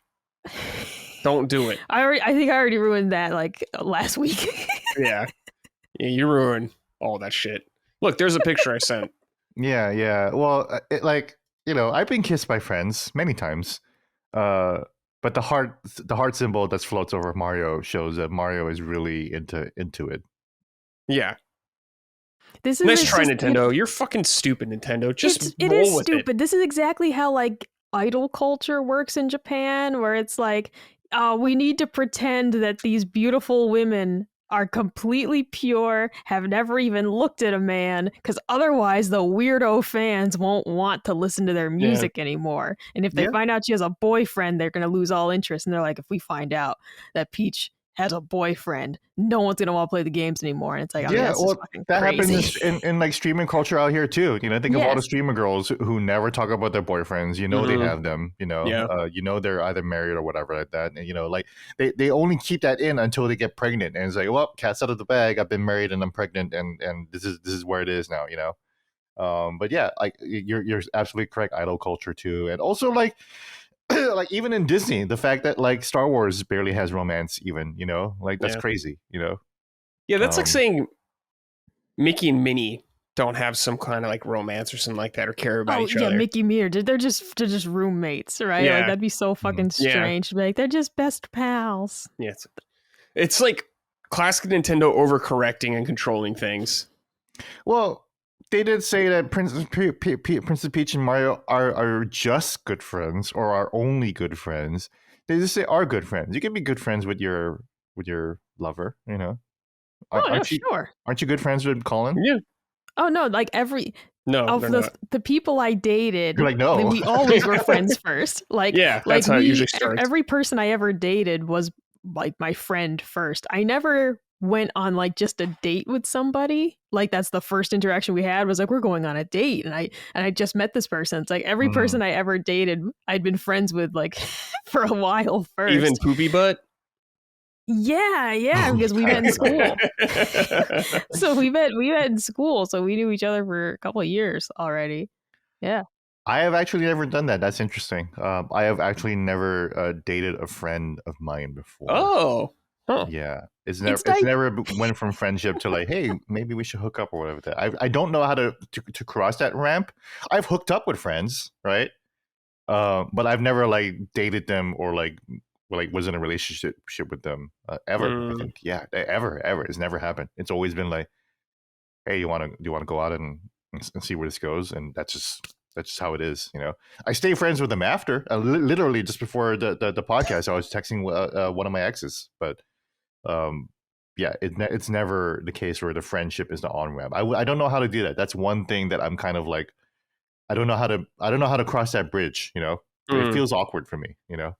Oh, no, I mean it's risky, right? Because like my second boyfriend, we'd known each other a couple years, but I asked him out, and so it's like it was one of those things of like, I was like the aggressive one there. Of course, you're the man in the house again. You're the one building and grilling and shit like that. So of course you got the balls to just ask men out. I'm sorry, Micah, go ahead. Yeah. Well, no. So then we ended up breaking up, and it's like that was like legit my best friend, and like I haven't talked to him in years. So it's dicey. See? You got a new best friend now, though. Oh yeah. Now Colin's my best friend. Yeah, and that all worked out great. One brain cell. I had one friend. See, the reason why I say like it frustrates me is because I had one friend that I really, really wanted to go out with, and I didn't know how to cross that bridge. And then I found out later after I moved that she was actually really interested in going out with me. So now I'm just like, I just want to, dude. It's so. I wish women would be more upfront about that kind of stuff. Dude, it sucks, man. I know. Like, you I wish you were all like Micah, who just be like, you want to go out, They're like, oh yeah, I liked you. And you're like, what? What? I didn't know this. Why didn't you fucking make it obvious? I didn't even find out until her friend told me. I was like, what? Oh my God. But they were like, maybe, didn't you notice I looked at you one time? Yeah. Maybe. Yeah, like, did you not notice like how I was like touching you or like holding you or whatever? I don't know. Like we got close, but we didn't like cross that bridge or anything like that. And I was too pussy. Like that's one thing I'm a total pussy on. I'm afraid to ruin like a friendship, you know. And also like I was like not like a lot older, but I was like considerably older.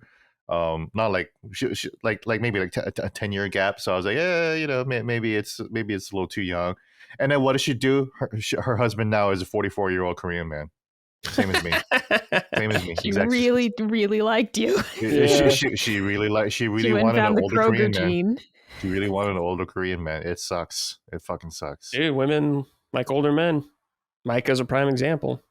That is very true. That's true. That is very true. Yeah, and that's a 10-year gap, right? Oh, it's an 8-year gap, right? But yeah, it's 9. You're right there. Yeah, Yeah, 9-year we're gap, 9 yeah. years apart. Crazy. Yeah.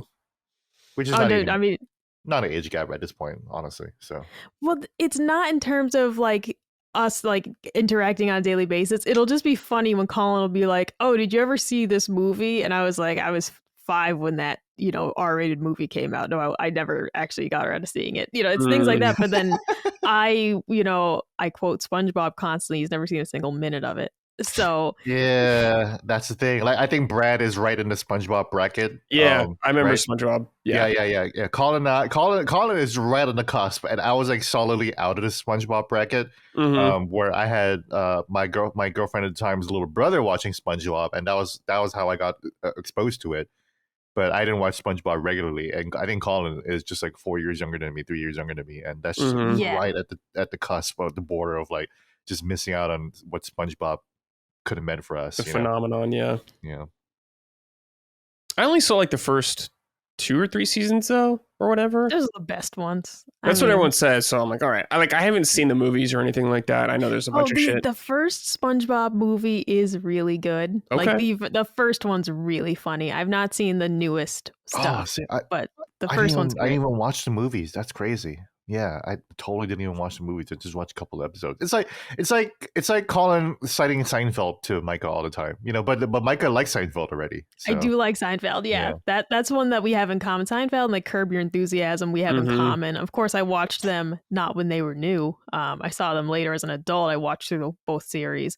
So we have that in common, but at different frames in our life. Because like when I was a kid, I remember Seinfeld being on and I wasn't allowed to watch it. Like my parents would have it on and they'd tell me like, you can't watch this, get out of here. It's too sexy. Yeah, there was a lot of sex in that show for sure.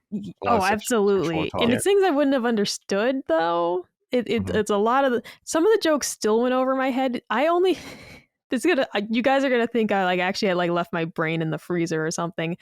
I only found out like a couple weeks ago that the episode where Kramer and that guy making the pizza are arguing like it's a pizza the moment you put it in the oven. I had no idea that was about abortion. Like, I had no fucking clue. Oh, I'm watching... wow, I didn't even think about that. Holy shit. Oh, and Colin's like, well, he's like, at the time it was extremely prescient. Like at the time it was something that everyone was talking about and debating. And I'm like, yeah, I watched that in, I don't know, 2016, let's say. And I'm just like, there's just 2 funny guys arguing over the toppings on a pizza. It completely went over my head. I remember that episode. I'm only just thinking about that now, but like I haven't thought about it since I was a kid, anyways, right? So yeah, I didn't watch Seinfeld when it was out at the time. I didn't start watching it till way after it was over. Oh man, I watched it at a time. I watched it on the night of the finale. That was like a moment, man. Like I remember people around me watching it, but I was like, what's the big deal? I don't get it. It was crazy. I love TV finales, and it was a really nice moment. You still get that, like for Severance, like that's a week to week basis. So the week of the Severance finale, everyone's watching that stuff too. So it's awesome. Gene, do you remember when it was with The Simpsons, like who shot Mr. Burns? Dude, I remember that. And it was like a crazy like wait before the reveal. Yeah, the hype was insane. Yeah, and, like. It's crazy to not have internet at the time, and but it felt like everyone was talking about it anyways, right? Yeah, it's so. Yeah. But like we don't have the digital imprint of all the discourse. Thank God, actually. Like I wish we could just. It was more pure back then. Let's put the bottle back in, man. Like let's get rid of all this online stuff. Let's get rid of all these podcasts. God, so kill us, kill our jobs. Yeah. Read newspapers again. That's the whole. That's my intention. Read newspaper again. Oh yeah, I was gonna ask you, Micah. Who do you think is the most attractive on Seinfeld? Jerry, George, or Kramer? Oh, Kramer, hands down. Okay. She's a Kramer girl. All right. The thing is, like, Michael Richards is just so funny. The physical aspect of his comedy, I've seen videos where people break down the way he enters the apartment and just like the spastic motions and everything. Like, the man is just pure humor. Like, and it just is. It's like, and so that's attractive already just because he's extremely funny. But then, yeah, Kramer's a good looking guy. I feel eclectic sense of style.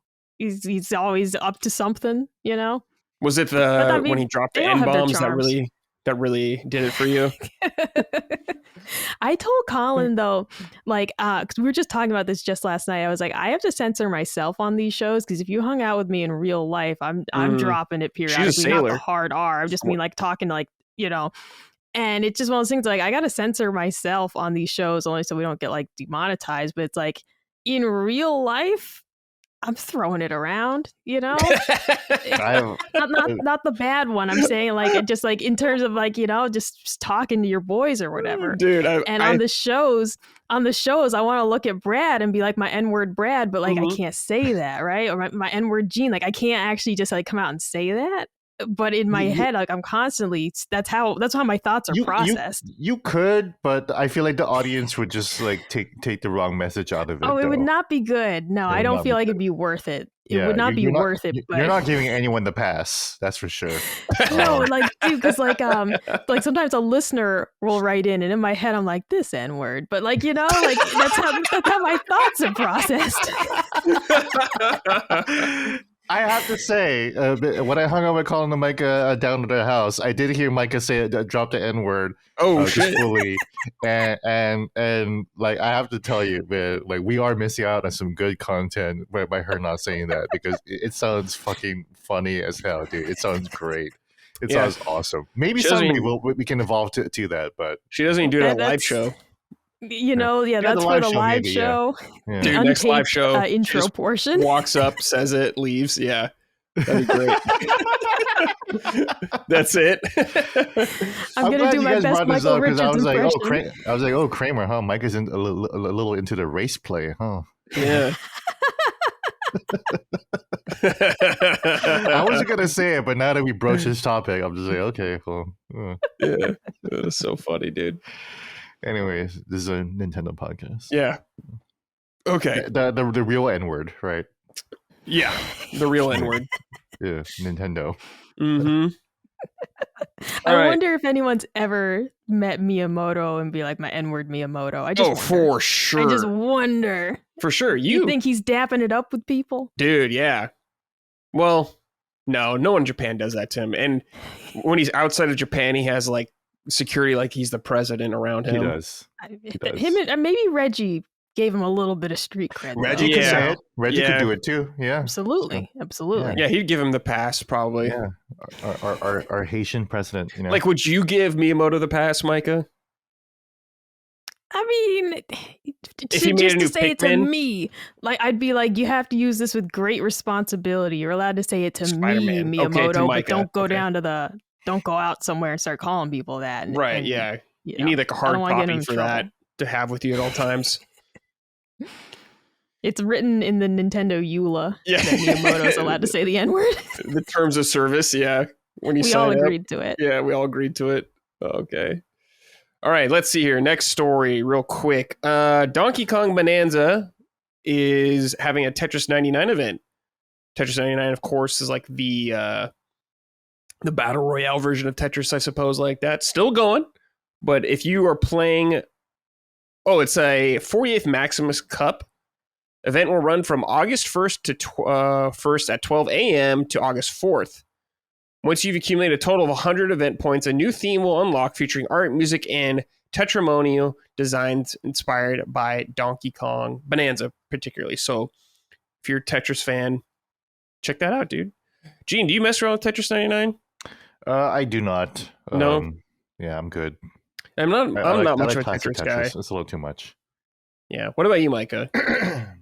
Oh, no, Tetris is maybe my most hated game of all time. It makes me so anxious. And it's like It makes Tetris me 99, Yeah. When they PvP? announced it, dude, like when they announced what Tetris 99 was, I was like, this is literally like a panic attack for me. Like this is the worst thing you could have ever invented, taking my most anxiety inducing game and then being like, and play it against 99 other people. I'm like, oh my God. Mhm. Horrible. Yeah. Horrible. I appreciate the craft. I know people love it. I know. But it just does something to my brain where I get so frazzled and so frenzied I can't fucking think, and then I'm freaking out. So I'm not into it now. Yeah. No, thank you. Not for me, but I know a lot of people love this game out there, so give it a spin, man. More Donkey Kong stuff? Hell yeah. Yeah, and like Lord knows I could use it. They say that Tetris actually helps to prevent PTSD. If you play Tetris after a traumatic event, like soon after, it's supposed to help prevent PTSD. Like they literally recommend it to people who are coming out of like abuse situations and whatnot to like play some Tetris like right away. All I know is it makes me feel so scared inside. So yeah, maybe I'm just resisting the Tetris rewiring my brain. I don't know. Yeah, but I can't do it. Yeah, maybe one day. I just don't really like puzzle games that much like that. But I know people love Tetris, so there you go. All right, next thing here, Mortal Kombat Legacy Collection. This is the new collection by Digital Eclipse. They've done a lot of great collections in the past. It had its release date leaked via the Xbox app, who listed the date as September 29th. Which was a whoopsie daisy on Xbox's part, but there you go. If you love Mortal Kombat and stuff like that, and the history and like the development, all that kind of stuff, you're gonna fucking love this game. They have so many great interviews in their collections. Their Digital Eclipse's collections are fantastic if you're a fan of the series. So if you want to learn more about Mortal Kombat and kind of stuff like that, check that out. Gene, do you have any interest in checking this out? Absolutely. I've actually been thinking about playing some Mortal Kombat again. Because of that new movie. I am also a Mortal Kombat fan. I've mentioned it before, but for some reason, Mortal Kombat and breakups go really well together. Sure. So it's some good times. I wish it had Mortal Kombat 9, man. That game needs to leave the PS3, Xbox 360, PS3, Xbox generation. It's so sad that it's not. Is it on Steam? Is it on PC? Yeah, it might be. I'm gonna look it up real quick. But yeah, I mean, I'm looking forward to it. But really, Outlaw. It's not on Steam anymore. Damn, they took it off or some shit. That sucks. That sucks. Oh man, why was it removed? That's crazy because Mortal Kombat 9 is the beginning of the story that continues in Mortal Kombat 10 and 11. So like I don't understand why they think they need to hide 9 away. It's like the best one. It's the best one. Yeah, 9's good. Yeah, really good. It's the best story. It's cool. It has all the characters.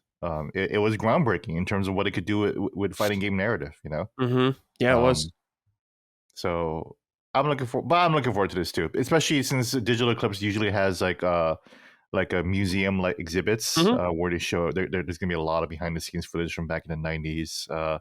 Good old Carrie Hoskins, Sonya Blade looking nice and tight in her little yoga outfit, whatever, Yeah. Dude, you ever go back to like old porn that they used to like look at when you were a teen, like way back in the 90s? Like it's good to revisit memories, that they don't get any older, Yeah, it's great stuff. Yeah. So that's sorry I let a little bit of gooner out right there, but it's fine. We were just talking about the N-bomb for like 10 minutes, so it's fine, Gene. Here's the game list, by the way. Mortal Kombat 2, 3, Ultimate Mortal Kombat 3, Mortal Kombat 4, Mortal Kombat Advance, which is the Game Boy Advance game, Mortal Kombat Deadly Alliance, which I did not know was in this, and I'm pretty happy to see that. And that was the PS2 one. It was a 3D Mortal Kombat, but a really fun one, actually. Oh, no way. Yeah, I had a lot of fun with that one. And Mortal Kombat Tournament Edition, which I don't know if I've played. Or was that GBA? I'm not sure. Yeah, Deadly Alliance is awesome. That's exciting. Yeah. That's cool. So that is really cool. Micah, yes. What's up with you in Mortal Kombat? Are you a fan at all? I mean, I'm a fan of what it is, and I like watching other people play it. I like watching tournament play, but I'm just not good. at fighting games. I'm just a button mashing buffoon. I could never actually beat somebody like a real person online. Like, and it's one of those things, I don't know, story modes can be kind of fun, but like the online is where it's like, oh man, I want to prove myself. I want to be good. And it's like, suck. Horrible. No chance. All right. So it's just not for me. I don't have the skill set for that. Okay. Fair enough. So if you're looking forward to that, September 29th is probably the date.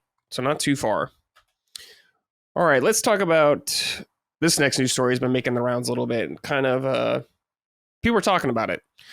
Sony or PlayStation had a multi-platform job listing. Now, I saw this originally from Stealth40K, so I'll read his thing, then I'll read the actual overview from the job site. A job listing reveals Sony is hiring for a senior director, multi-platform and account management on the PlayStation team. This role will shape the strategy for bringing PlayStation games to PC, Xbox, Nintendo, and mobile. Now, let me read the interview from the actual website. Reporting the Vice President of Commercial Management as Senior Director of Multi-Platform and Account Management, you will play a critical leadership role in shaping and executing the global commercial strategy for PlayStation Studio software titles across all digital platforms beyond PlayStation hardware, including Steam, Epic Games Store, Xbox, Nintendo, and mobile.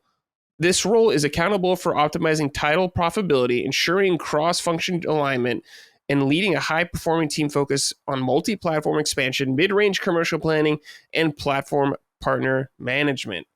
Now, I actually talked to Colin a lot about this on Summit Sign, but what I'm thinking is Sony will continue to release stuff on multi-platform, like they're saying, for some games.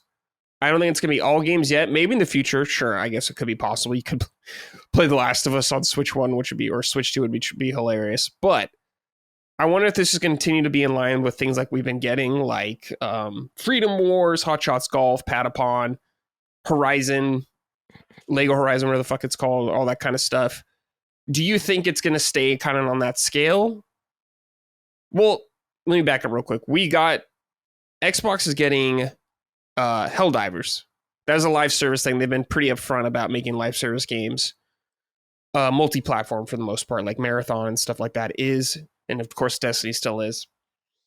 Do you think it's going to stay kind of in that realm where it's at right now, Micah, of what Switch is getting, or do you think we're going to get the bigger games like your God of Wars, your Uncharted, stuff like that?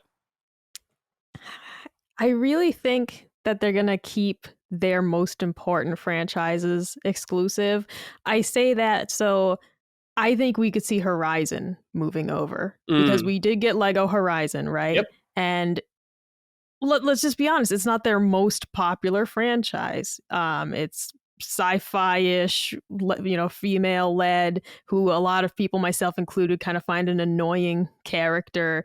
It's not their most important franchise. It's not their most beloved franchise. I could see them trying to expand the Horizon market, bringing that out, right? Because, let me stop you right there. We just had an update. Sony says the Horizon franchise has sold 38 million units worldwide. That's a lot. It is pretty popular, despite all the fun we make fun of it and all that kind of stuff. But compared to like God of War, how's it doing? I don't know about God of War. I'm not sure. I don't know if there was recent God of War numbers. If God of War is bigger, God of War's been around for a long time. Since the PS2 days. It's like in terms of beloved, in terms of do I think people would be upset? Yeah. Like, I'm not saying it's sold poorly. I'm saying about the fan backlash. Is the average Sony fan going to give a fuck about Aloy? Yeah, I could see Horizon 1 being on it. I don't know if Forbidden West would maybe run on it. No, and I'm not talking strictly about Switch. I'm just saying games are going to move over. Like games that they're going to put on Xbox too. PS4? Forbidden West can run on it. One, it's a PS4 game, and also even the new version with the DLC runs on the Steam Deck. So. Oh, it's been that long. I thought Forbidden West was PS5. I forgot how long it's been. I never finished it. Forbidden West is PS5, but it was a cross-gen game. So. Aha. Okay. Yeah. It's been so long, man. But like, just generally speaking, games PlayStation might bring multi-platform. I think Horizon would be ripe for that. Okay. Yeah. But no, I don't anticipate them bringing their absolute blockbusters like The Last of Us or like God of War over. I mean, I feel like they gotta keep something to themselves, but I mean, Christ, I don't know. The decisions they're making in this era with like the fucking live service maneuvers that have just not gone well and all that. It's like, who knows? They could just be like, you know what? Yeah. Xbox can have Spider-Man and Switch can have Spider-Man and you guys can have The Last of Us. Like, who fucking knows? But I don't think that's where it's going. Yeah, me and Colin talked about Spider-Man, and I think that could be possible just because the licensing fees are so expensive for that series. And it's not like a Sony-owned IP, you know what I mean? It's not PlayStation doesn't own Spider-Man. They might own the rights to the games right now, but I don't know. It's weird, Micah. I think I could see some stuff making it to Switch. Like if Days Gone could be on Switch, I don't know, something like that. That'd be amazing because I've always wanted to play it. Yeah, like, I just feel like that would be number one for me. Because like I've always wanted to play this. I feel like there's going to be like we don't want to deal with that game ever again. For those kind of games, I just don't think that'll be day one kind of thing like that. Maybe years down the line, I could see that kind of stuff coming on the Switch, like older games. Like if Uncharted 1, 2, and 3, the Legacy Collection is like on Switch, I could see that. I don't know about Uncharted 4 or 5 or 4 yet. There's no 5. But I don't know. Gene, what do you think? Well, I want to first of all posit that I do think people are taking away a little too much out of a job listing, right? You know, the rational part of me thinks that this probably isn't that big of a deal. You know, that it probably is just it's just a job to look at. You know, their current multi-platform strategy, which is, you know, because they have like the show already, which is exactly like so. I actually agree with Colin's cautiousness on this. That said, you know, the dam is further breaking. You know, and I do see a reality where Last of Us shows up in on the Nintendo Switch too, because The Last of Us was very expensive to make, and they could still make more money out of it, and also it's a popular TV show, and they might want to have it on the on what will likely be the most popular video game platform, especially for families, right? And look, a lot of families watch HBO, you know, so I mean, so they're already I on do PC. think, so maybe Spider-Man obviously, Concord never. no, Concord's never coming back. Man, I fuck Nintendo though. Like, I really hope this means Demon's Souls comes out on PC. That was rumored to come out, but it got canceled. The rumor is it got canceled. That makes me so mad. That is the one Sony IP that I really, really feel like would blow the hell up on PC. It will give it new life. So many streamers will play it again, or play it for the first time. They'll give it a shot. I would play the absolute goddamn hell out of it if it came out on PC. I love Demon's Souls so much. Like I said, Demon's Souls was a day one console seller for me. The PS5 was a must-have console on day one. So just because of Demon's Souls, and you know, Miles Morales and everything else was like just icing on that cake. But as I was joking earlier, we're sooner or later going to be the only podcast with console exclusives. So I don't know, hop on. Yeah. You know, but Colin doesn't want to do sacred cross punching up because he thinks that we're not competitors. So you know. I don't understand that notion that Sony that doesn't think Nintendo is competitors. Think about how many PlayStations would be sold if Nintendo simply didn't exist. Yeah, I mean, Nintendo says that though too. They always say they're doing their own thing. Yeah, they distance themselves as well. Well, they're both delusional. Yeah, of course, you know? They both are. Yeah, of course. They're both delusional if they say that. You know, this is a world where Netflix considers Fortnite a bigger competition than HBO. You know, the real competition is time. How you choose the real competition. The real thing people are competing for is not just money or market share. Blah blah blah. Yeah, it's it's time. It's people's free time. That's the real competition. You know, it's film, it's TV shows, it's Fortnite, it's Roblox, it's, you know, real life. You know, those are your competitions. You know. That's, you know, for me it's frustrating when I like, for me personally, I work at the Washington Post, and I get frustrated whenever all I hear is, our competition is the New York Times. I'm like, you're thinking way too narrowly. You know, the New York Times is just like the traditional competition. The fact that you don't even see the rest of these other lanes taking up other people's time, that I feel like that's so limiting and narrowing. You know. It's like streamers is your competition. Streamers are competition too, you know. Like for the Washington Post, like we charge like what $6 a month to subscribe to our goddamn newspaper. You know who else charges $6, $7 a month? You, Brad. You know, on your Twitch channel. You know, here us, the Patreon. You know, we're competition. So I just don't understand why they keep hammering like both of them keep hammering them home. So it makes no sense. Yeah, it is interesting to see PlayStation games on Nintendo. What we've gotten, just thinking about all the bad blood that those companies have had at each other, all the way back to the Super Nintendo era when Nintendo backed out on PlayStation or on Sony. Yeah, that was a mistake. That was a big mistake for Nintendo. Yeah, created their biggest rival now, especially. Yeah, especially now. Yeah. But we'll keep an eye on. I do think Horizon is a perfect fit for the Switch. Sure, you know, the Lego Horizon was obviously like a toe dip, and it probably didn't sell that well. But probably because Lego Horizon kind of fucking sucks. I don't think it sold well probably anywhere. Dude, I mean, I was interested in it just because I like Lego games, but then watching Colin play it, I was like, then this is not the Lego games that I love. You know, like I tried it, yeah. Pirates of the Caribbean, like I was like, this is not the same formula of the Lego games that I really like. Yeah, and even that though, like the game doesn't offer anything new or interesting because, to be quite frank, the IP isn't that interesting, like mechanically. You know, there's nothing interesting about a girl with a big stick hitting robots about it. You know.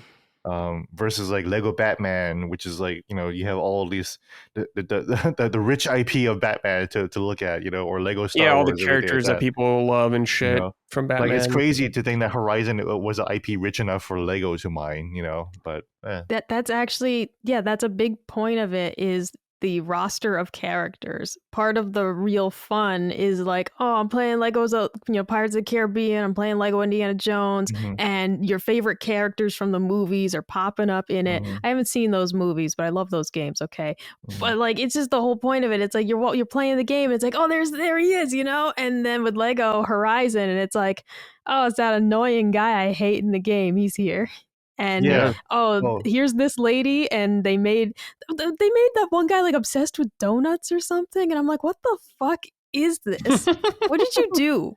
What did you do to him? And then the chief lady was fucking weird, and I was like, I know you had to make this like kind of fun and hokey, but it's not right at all. It's forced, yeah. It's just forced humor. Like you're like okay, well, I guess he likes donuts now. That's his thing, you know.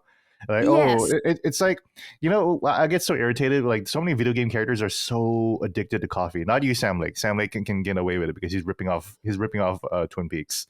Yeah. But other than that, though, like there's so many games where like in Dragon Age Veilguard. Brad, did you play Veilguard? Dude, there's like this vampire character, and it's like his only characteristic is, oh, I love coffee so much. Coffee is so good. I can't get my coffee or whatever like that. So it's like you're not giving any of these characters personality. You're just giving them little quirky stuff, like millennial quirks, like likes donuts, like coffee. Isn't that funny? Because these characters weren't that interesting to begin with. And I love the Horizon series. I'm like the second biggest Horizon glazer after Colin. You know. I adore the series, but like the IP is not rich enough.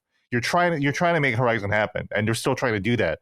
But it's like you haven't built up the IP enough to earn being a Lego game. Anyways, I don't know why we ranted about Lego Horizon that long. No, it matters. It matters because in the context of what do we think they'll bring over? Yeah, I think Lego Horizon was a first step to like, okay, and maybe now we give the Switch kids the Horizon games and see how that goes. And the first Horizon, to be fair, I love the first Horizon and the DLC for it. All right, excellent game. I just didn't like the second one. Seems to be the thing with a lot of people. One. You know, I actually love the second one a lot more. I like the second one, like gameplay wise and world wise, more. I just think I liked Aloy less in the second game. I did like Aloy and less. The characters less. Like I didn't give a fuck about anything, I guess. Like, I didn't care a lot about the story in the first game anyways, but when I didn't like Aloy as much, who I am like the entire game, I was just like, well, at least that dinosaur looks cool. You're right about that. Yeah, there were so many moments where she'd say something, and I'm like, can you just stop being such a bitch all the time? Like, I wouldn't have said that. Can you lighten up, Aloy? God. Yeah, she complains so much, you know, and it's like, stop proving Colin right. A day without women hashtag. And she's like talking Quiet or constantly out of breath. It's Hey, I gotta like- go over to that dinosaur over there. Breath you all the time. Oh my god! Yeah, she's it always was out just, of breath. She's always like exacerbated. You know.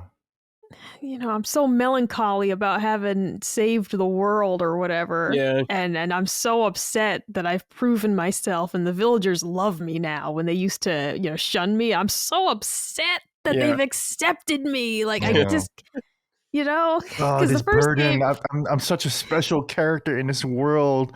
I'm so special that no other character can even compare because Call of the Mountain was garbage too. You know, so it's like, and it's like, man, this is the best character we got. And again, I say this as someone who loves the Horizon series, but like, I'm not playing it for the story, honestly. Dude, think about how big Aloy was when the first game came out. She was like in Genshin Impact and stuff. She was That's right. everywhere. Everyone loved Aloy. But now everyone like hates Aloy. It's so funny that They really dropped the ball. the turn on that They gave it too character many has been lines. crazy. Yeah. I do want to play Forbidden West again just to revisit Sure. that because Yeah. now that I know that she complains all the time, like maybe I can just get used to it, you know? They did. I think they patched how much she talks in the game, honestly, They too. did, yeah. oh my Hashtag a God. day I without women. might get that on Steam Deck, actually. That might be a fun Yeah. way to revisit that game. So That game looks amazing, too.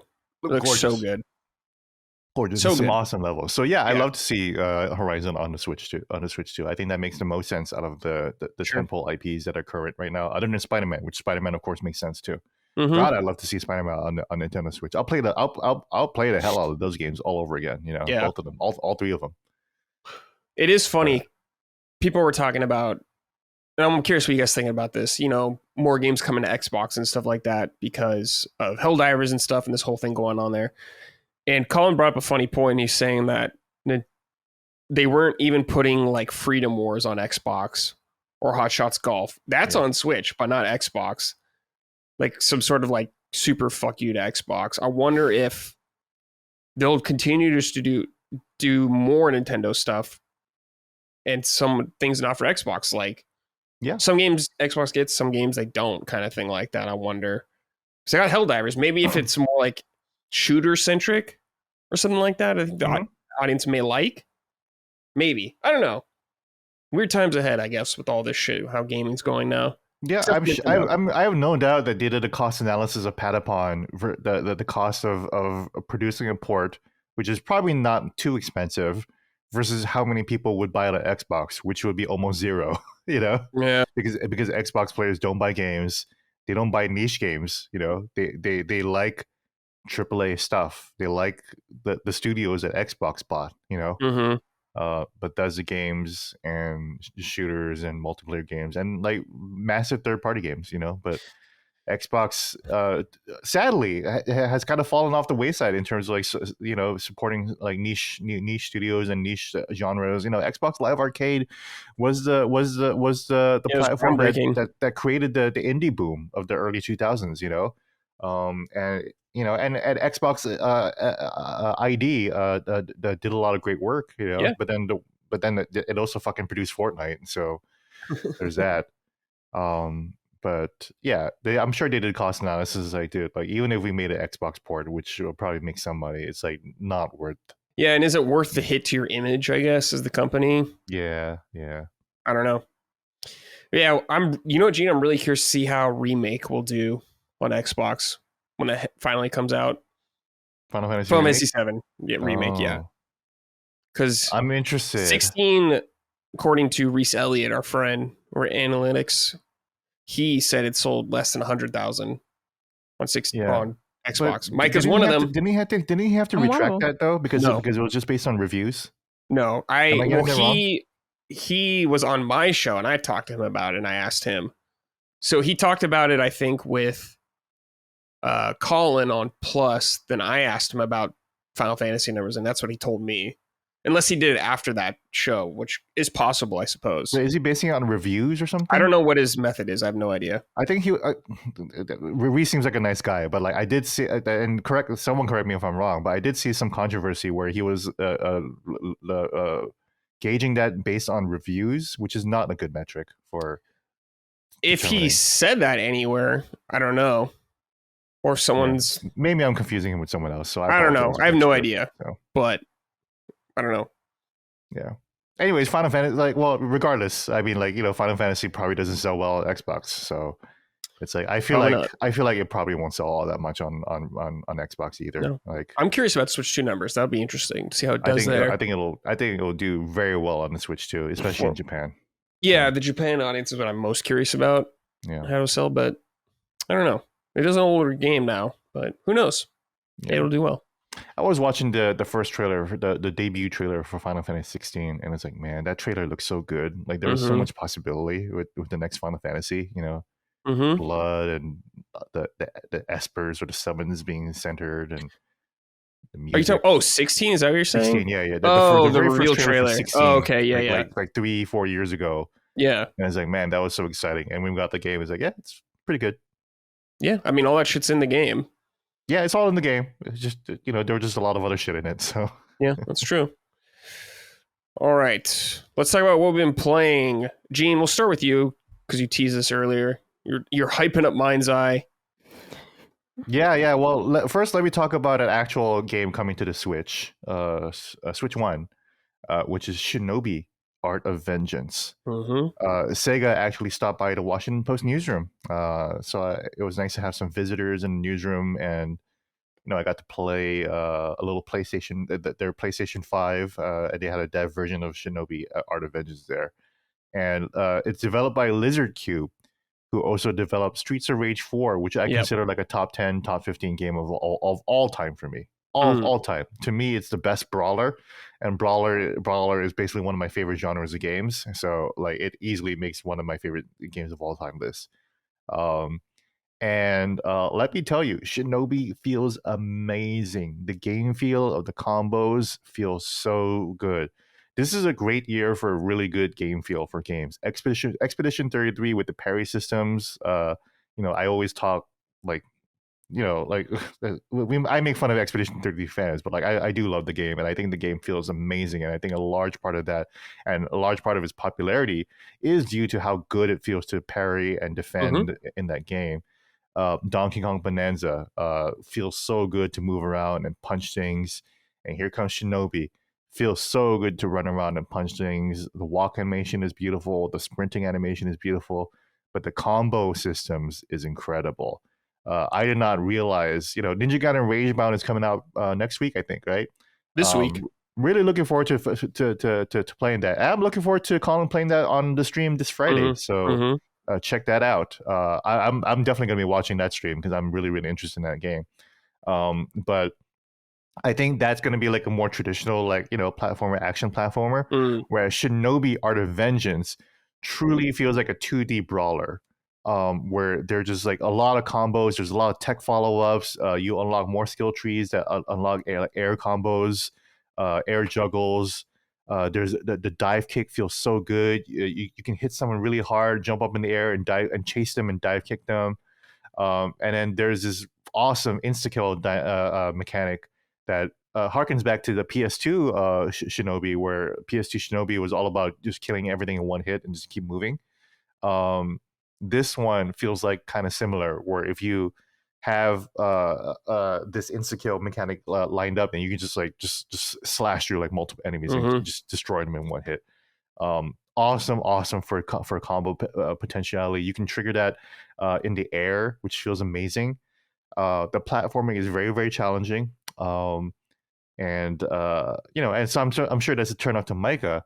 So from Micah, they actually do have accessibility options where I'm not sure if the platforming can get any easier, but it wasn't like that demanding. Like, they're tight jumps, but the combat will get much easier. Definitely. That's what I remember, where the damage numbers can be increased for you and decreased for the enemies. So, Shinobi has always been typically a pretty challenging series, but I think they're very well aware that they want to be able to broaden the audience and made the game a little bit more welcoming for a lot more players. So I'm curious, have you guys played any Shinobi games? Cog was singing this game to praises over in Defining Duke, and I was like, man, that's interesting. And then so I'm really glad to have, because he played at Summer Game Fest. It was at Summer Game Fest. Yeah, I played it too. Yeah. What'd you think of it, Brad? Yeah, it was fucking awesome, dude. I loved the game when I played it. I was like, holy shit, this feels so good. It feels so good. It feels the impact, the combos are really fun. Mhm. I am curious more as you progress. Like, I don't know what you played. I played the very beginning of the game, Gene, and it looks like it has like Metroidvania kind of elements tied to it. Yes. Like I was looking at the map later on. I was like, oh, Mike is gonna. I don't know about the spaghetti. Oh, there you coming go. Yeah. So I definitely played some later levels actually, Mhm. with a lot more of the skill tree unlocked, which was super fun. Like, I really got to get like a full sense of like the breadth of Musashi's moveset, and also like this more complicated Metroidvania type of Mhm. level design, where if you look at the mini map, and I'll talk about mini maps in a second, but if you look at this very useful, handy mini map in Shinobi, you can see where you're going, but it also marks like, okay, this purple area is more of a side quest area. So if you want to ignore it, you can. But you want to go to the side quest areas because you want to get more upgrades for your skill tree, so you can be more powerful and just get to the game in more fun ways and possibly easy ways too. But yeah, you know, all three people who played over at LSM, we all think that the game has so much promise. It does. Definitely has become now one of my most anticipated games of the year. Maybe the most. What else is good? I got Metroid Prime 4 and Kirby Air Riders, right? That's exciting too. So I got so excited, I even pre-ordered the Switch edition for limited run games. So we'll See if you get that on time. Yeah, we'll see if I get that on time or if I'm dead by the time it releases. Yeah, or whatever. arrives. Yeah. But, man, like, yeah, limited run games. Anyways, yeah, so that's Shinobi Art of Vengeance. I had a really, really great time, and I can't wait for it to come out. Yeah, that comes out the end of next month. End of next month. It feels like a long wait. Actually, it's just a month away. It's July 29th right now. So awesome. And I should be getting a review code for that pretty soon anyway, so that's exciting. The other game I'm playing is Mind's Eye. When I first started, I was fairly early in the game. I was like about 2 hours in, which is not much because the game is trying to push you out of the Steam refund window. So the game barely has any gameplay within the first 2 hours. Literally, it's all cutscenes, really long cutscenes, and like walking animations, just walking sequences where you're just like, interesting. Maybe this game has potential, right? And it's 2 hours and you can't refund the game on Steam. But don't worry, no one's playing on Steam anyway, so that's not a concern. Has 17 concurrents or whatever. Let me look that up as I talk right now. But I am playing it on the PS5 Professional. And let's see, Steam charts right here. There are literally 17 people. I did not even guess. I guessed it correctly. Literally 17 people right this moment playing Mind's Eye on the PC platform. I have now played almost all of Mind's Eye. I am on chapter 29 out of 30. This game has twice as many chapters as Death Stranding 2, which is a 60-70 hour game. Mind's Eye was marketed as a 15-hour linear experience, and somehow I've been taking longer to play Mind's Eye than Death Stranding 2 because you're savoring it. Yeah, it's like barbecue. Right? Yeah, exactly. So sweet and savory. It's because I'm having a hard time playing the game because it's a struggle to play the game. This game is worse than you think. I'm gonna have a review for it, and I'm struggling to give it a score. It's not going to be a high one, that's for sure. But there is like nothing to this game. There's a cover system that's like Uncharted 1, or like Grand Theft Auto 4, where you press circle to get into cover. He can crouch, and he can shoot, and that's about it. There's no melee attack. There's 5 guns total. They all kind of shoot the same except for the sniper rifle, which is a sniper rifle. Wow. Yeah. The shotgun is hilarious. Like how shotguns are short to medium long range weapons. The shotgun here is like a medium to long range weapon. It's like one big bullet that just shoots out. That's funny. Like a slug. Yeah. Funny. The shooting mechanics feel like they have a delay. The game is still buggy as hell after like 4 updates or whatever. It's like Pokemon Scarlet and Violet levels of pop in. It's crazy. Wow. Every single cutscene you almost see almost every single cutscene you see the characters like rebuilding themselves in Unreal Engine. So like you see like the early like the pre-dev layers of it, and then it's like, oh, there's Alex Hernandez, the beleaguered actor that's in every bad game. That's actually a pretty good actor. Like that's the one thing I'll give Mind's Eye, is that the performances aren't bad. Now they're saying like Chat GPT like phrases, you know. When a character dies in Mind's Eye, it is not a spoiler, and who gives a shit about Mind's Eye spoilers anyway? But I won't even say who the character is. But when a character dies, it's like, it's my fault because they died, and now I'm suffering. Like, it's so bad. Like, it's like, oh my god, dude. Like, it's like he's just like saying what you think the character should be going through. It's so bad. Every mission is there are so many. Dude, it's like the developers played Assassin's Creed 1, the very first one, and was like, that's we're gonna have every mission design, every single worst mission design you can think of for a game, tailing missions, insta fail stealth missions, you know. That's all there, and copious amounts. Actually, I think there's only like one instance fail stealth mission, but it goes on forever. It's so long and it's so irritating. Most importantly, though, in Mind's Eye, and I recently watched Angry Joe's review on it. Go check it out on YouTube. Angry Joe, the classic YouTuber. But like his opening skit was that you get game over screens without even understanding why you failed. This is continuing to happen all the way through the game, where like I'm just playing the game and it says you lost a drone, and I was like, I didn't know that I could lose a drone. When I complete an objective, I get to the garage and I bring the truck, like the classic Grand Theft Auto, like bring the truck over to the location. When I bring it to the location, failed. I'm like, what? I did what you wanted me to do. I came here. I got here. There's just no like rhyme or reason on why some of these failure states happen. You know, like they're like, oh, you ran on time. There's no timer in this mission. I didn't know I was timed. And then when they do give you a timer, I tweeted about this. When they do give you a timer, you're like, oh my god, I need to hurry up. When the counter reaches 0, the counter goes to negative time. What? Yeah, it doesn't even matter. I'm just like, oh my god, I'm gonna lose. And it goes to 0. I'm just like, I'm still driving, and it goes -1, -2, -3. I'm just like, what am I supposed to do with this information? And I'm being told that I guess I missed the prompt or whatever, where it says, oh, this game is going to estimate how long it takes to get to a location.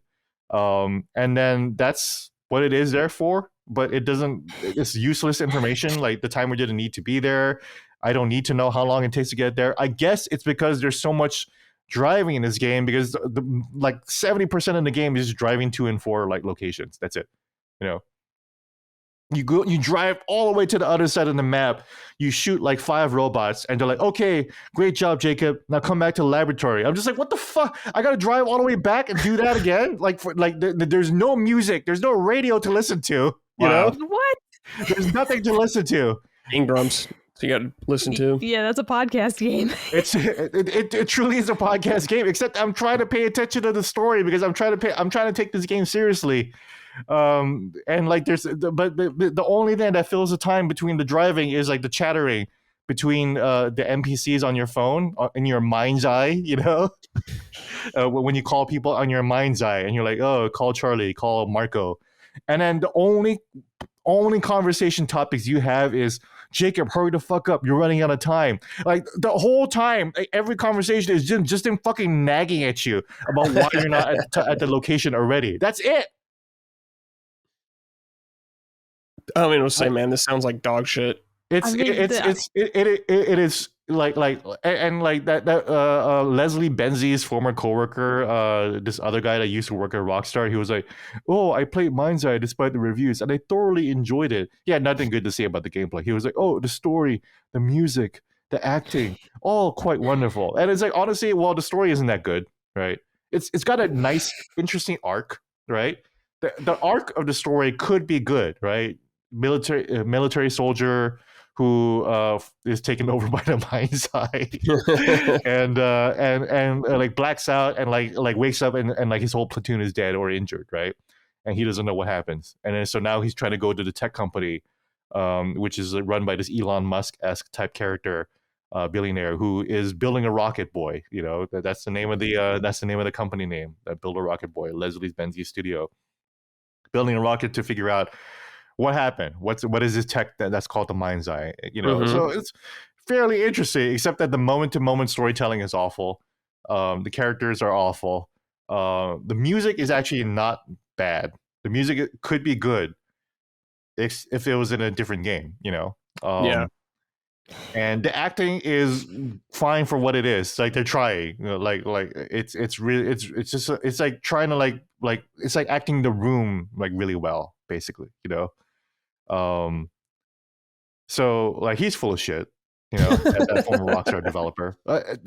Him saying that either shows that he's one, either paid off, two, he's totally into toxic positivity and he can't say a bad thing about his friend's game, or three, it's a perfect showcase of why people need to stop worshiping game developers as some kind of like end all be all of like what makes a good game. Some game developers are really fucking stupid. Look at the fucking games they put out, right? Just because they're skilled at making games doesn't mean they understand what makes games good, period, you know. And I'm not just saying that as like I think people need to be more negative, you know. Like I fucking hate like 80% of journalists. I think like most of journalism is garbage, and I say that as a mainstream journalist, you know. Yeah, I think more people should be willing to just call out bullshit. Mind's Eye is definitely one of the worst games of all time, period. It's like this right year's up Golem. there with Right to Hell Redemption and Mind Jack, another Mind game, and just the worst games of all time. This is absolute dog shit. I can't believe it. It's worse than you think. Yeah, I have zero desire to play this game, even if I had got it for free. No thanks. It's not worth my time. I'm good. It's not worth $60 fucking dollars. It's crazy. You know? Oh, here's another. So like all the mission design is built because Mind's Eye was supposed to be part of this bigger project called the Everywhere Project, right? The Fabula Novalis Crystallis project. Yes, basically the Fabulous Novalis Crystallis of live service, create your own games. Yeah. So like I think it's pretty clear that their intention is like, oh well, Minecraft and Roblox and even Fortnite all fairly have cartoony, very simplistic graphics, right? To build your own games, kind of thing, right? Even though they are the biggest platforms on the planet, all three of them, you know, they're the biggest games on the planet, and people have no problem with using their engines to create their own experiences. But Leslie Benzies thinks that, okay, well, let me simplify Unreal Engine and basically make you create the game, right? So, and then they clearly created all the mission design out of that fucking tool that they make, which is so simple. So like this is like remember the build a dungeon feature in Link's Awakening? Yeah, for the Switch 1 to tie it back to Nintendo. And remember how kind of like dog shit that kind of was, right? Like it kind of sucked, right? Yeah, it does suck. I didn't touch it. I didn't like it. Yeah, it sucked. Like it's very like cut and paste. Like here are the same rooms, and like that's the most you can do with the dungeon, right? It feels like an entire game of just that, except even worse because it's fucking Mind's Eye and not even Zelda. You know, like rough.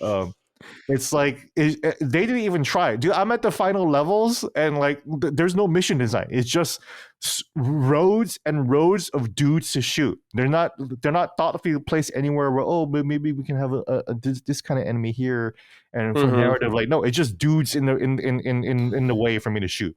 That's their level design. That's their game design. You know, it's fucking dog shit. Yeah, these people don't know how to make a video game. Yeah, jeez. Leslie Benzies is a fucking fraud, and I'm gonna say that in my review for damn sure. He's a fraudulent guy, dude. Holy shit! It sucks because I was excited for this. I'm not. I want to be very clear because some people were like, "I can't believe Colin's excited for this." It's like I'm not saying that either of us thought it was going to be amazing, but it looked like it'd be a serviceable, fun little game. I was right there with you. I was right there with you. I was totally down for like a mind's eye-less cover shooter that tells a decent story and maybe has some cool mechanics and everything like that, right? It's It just played well, and it was a 6 out of 10 because it wasn't super interesting, but it played well, and like it was fun to shoot people in it. It was just one. It's like that's all I kind of wanted was if it's kind of fun to drive around. If it's like a janky Grand Theft Auto, that's okay.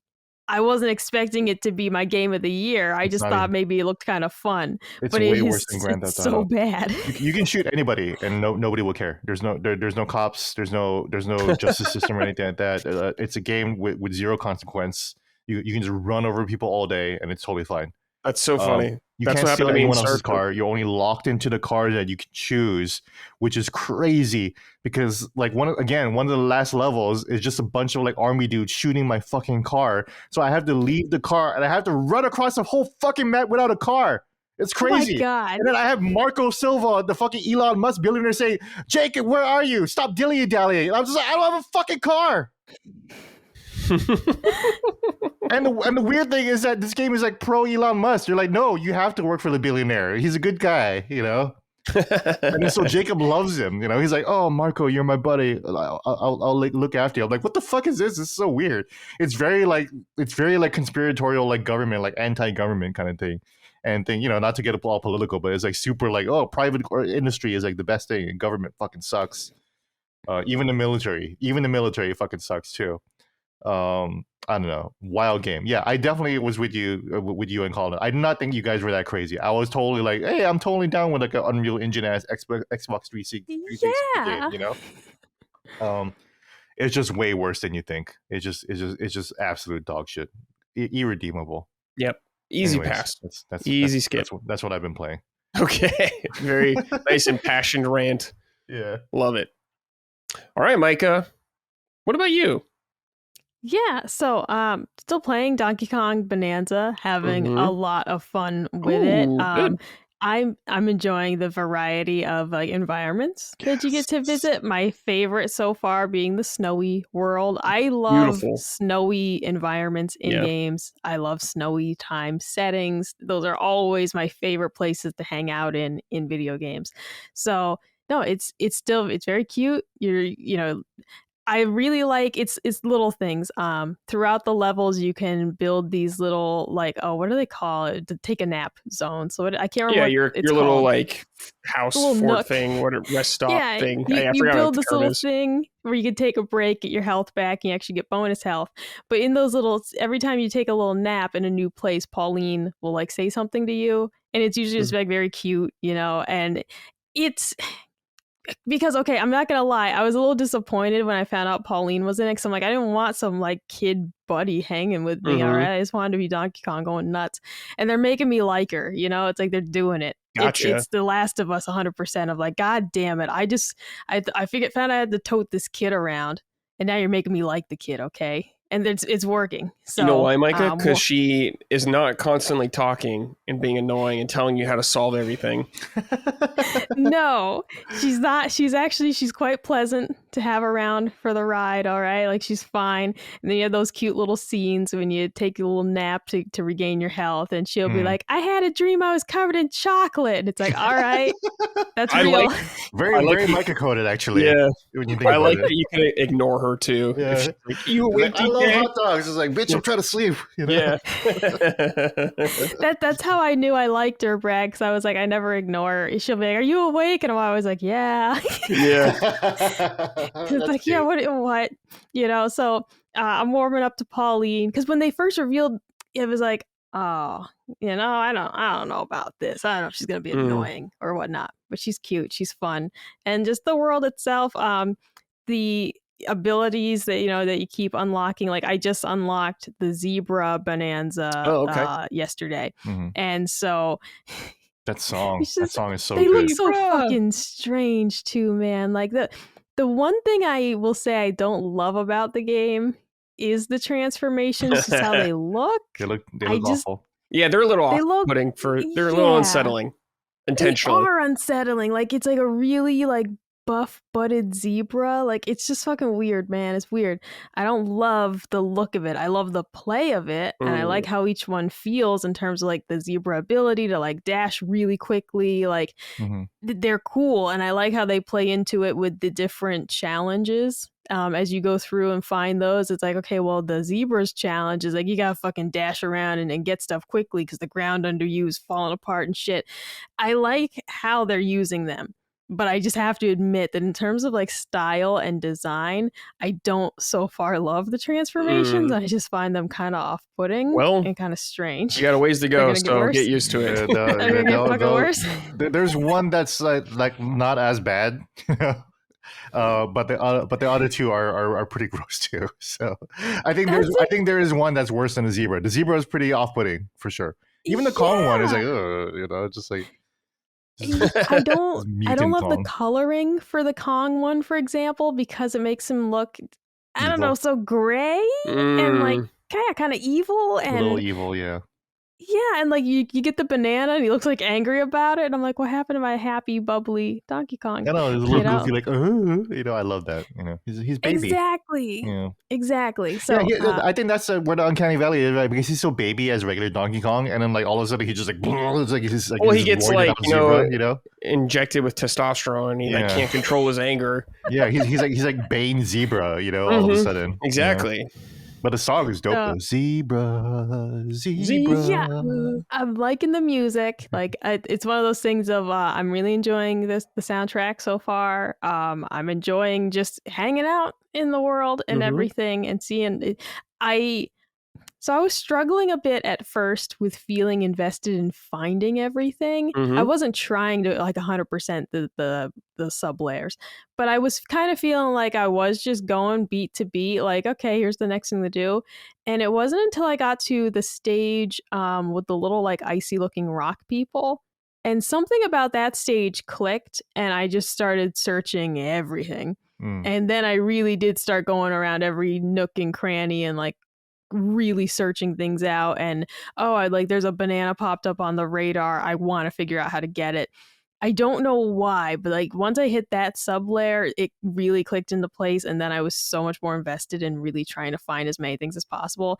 I'm still not going nuts with it. Like I keep getting the fossil maps and honestly not using them because I kind of don't care about the clothing yet. I got him a pair of pants, and I was like, sweet. That's kind of like what it's like for the whole game.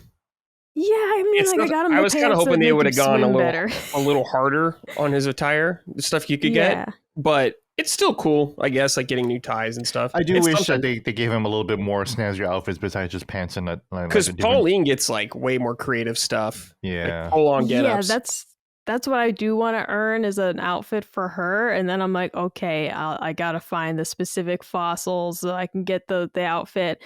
But honestly, like in the vein of me not being much of a character skins person, like in my multiplayer games, I'm kind of like, I don't give a fuck what they look like. I just wanted to put on pants, because everyone kept telling me, where are your britches? I was like, I'll put on some fucking pants. I took off my pants. I let that monkey run free. I put pants on him. But, like you can mechanically, you can just give ties, make the tie mechanic like a shirt, Like I love to see Donkey Kong in like a t-shirt, like it's a white huge tee, t-shirt. A white tee, dude. Yeah. Or a wife beater. Some Timbs. A wife beater would be amazing. Just a white beater, he Donkey Kong Eminem style, Yeah, Donkey Kong Jr. wore a wife beater. Bring it back. He did. Yeah, he wore a whole bodysuit or whatever too. So yeah, like a singlet. Hopefully, maybe there's DLC or DKB2. I don't know. Definitely snazz him up. B2, dude. I thought it was like 2B outfit for DK. Oh God, dude. Sure, why not? She's in fucking everything. Oh goodness. Yeah. Oh yeah. With Kong Bananza, his cheeks are out there anyways. So yeah, true. Yeah, he's cheeked up for sure. But yeah, I'm having a great time with it. I do want to express my extreme disappointment, but not surprise, that Tales of the Shire has gotten such poor reviews. Dude, I saw the reviews. I was like, wait. no. IGN gave it a 4. AKA bad. They said it's very buggy. Extremely buggy and boring. They didn't even say that, like, if it wasn't buggy, it would be fun. It's like, no, they said the game's fucking boring. It promises a lot and it's just not fun and it's buggy. These graphics it's just a huge disappointment because let me just say, like, this was another example of I didn't expect this game to be amazing. Oops. But if it was serviceable, I would have bought it because I just love Dude, if it got a 7 out of 10, I would have been like, oh, hell yeah. if it got a 6 and was playable, I would have gotten it. Okay, like I really had low expectations for it because unfortunately, like the Gollum game. Okay, it's like we're just not being given great Lord of the Rings shit. So I had like low expectations. I just wanted it to be playable and somewhat fun. And these reviews are just so bad that it's like it's not even fun. So I just want to express my disappointment because that's a game that I had been waiting for, and it's a game that several of the listeners had like we talked about it like, oh man, I really hope this is good and we can play it. And man, I'm just so sad. And it's not. Yeah. Yeah, I've just been waiting for the reviews because I was not like gonna pre-order that or anything, but sad. The graphics don't even look that bad.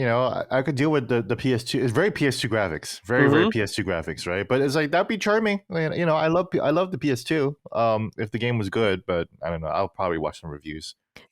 No, exactly. I mean, because you guys, I had Colin laughing last night because I was once again playing. I was playing Donkey Kong Bonanza without my glasses on. And I was like gamers talking about graphics and I don't even have my spectacles on.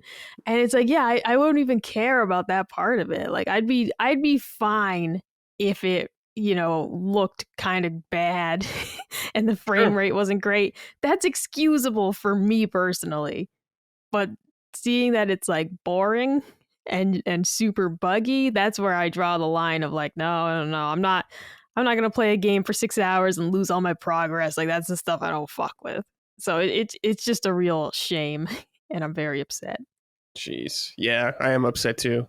Because it sounds so jolly, man. I want to hang out and build a little hobbit house and stuff. Let me just say, like, I don't know, man. Like life sim games, I'm not saying making a game is easy, but like you can just copy the best ones. Just okay? copy pasta. Yeah. Harvest Moon and Stardew Valley and Story of Seasons have so many iterations for you to use as a guideline, as a template of what good, progression looks like and tasks and the missions and everything. Like the fact that it's boring is the most insulting part to me because it's like, dude, it's a fucking like farming life sim, okay? Like it's just supposed to be menial tasks that are somewhat rewarding and it works and it scratches that itch. And if you can't get that right with the plethora of examples of well-selling games in that genre, it's just like, did you even try? Did you even do any research into what people like in these? Because it's just like, that's the biggest disappointment. It's like, I'm not saying any game is easy to make, but a life sim farming style game should be somewhat simple to grasp the concept of what people like because there are so many successful examples of it. It's not like getting the mechanics right in a shooter. It's not like getting the feel of what made Halo special. It's a fucking click around farming game. It just shouldn't have turned out this way. Right. So I'm upset. It's ridiculous. I'm upset. We don't have enough good Lord of the Rings games. Yeah, Gollum than this back to back, man. It's like, oh, that's crazy, man. Yeah, the Lord of the Rings IP is being mishandled in games. That's dude. Hopefully, that rumor about Warhorse Studios making a Lord of the Rings game is true, because they can do it really well. Think of it as just Kingdom Come, but Lord of the Rings. Sign the fuck up. Yeah, it would be amazing. The potential is incredible. Oh man, there. Actually, yeah. I was thinking like, I don't know if I want that, but it's like no. But if it was a proper, true role playing game where you can choose like what kind of class you want to be, ranger, or a legless elf or whatever, like an actual man, that'd be amazing. Yeah, that would be cool. I'm actually into that. That's a good idea. But yeah, Tales of the Shire seems like a mind's eye for the Lord of the Rings. Oh, one more thing about Mind's Eye.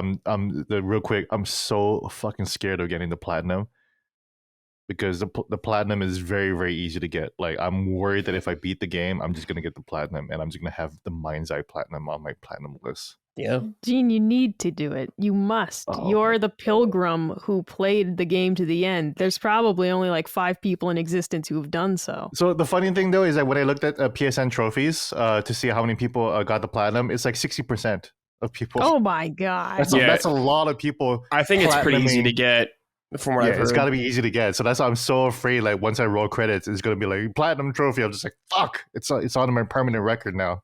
Yep. Might be cool. I don't know. Can't escape it. Yeah. You got to own it. Yeah. But like it's consistent. Like every trophy is like, obviously 70% the first trophy and then people just dip out.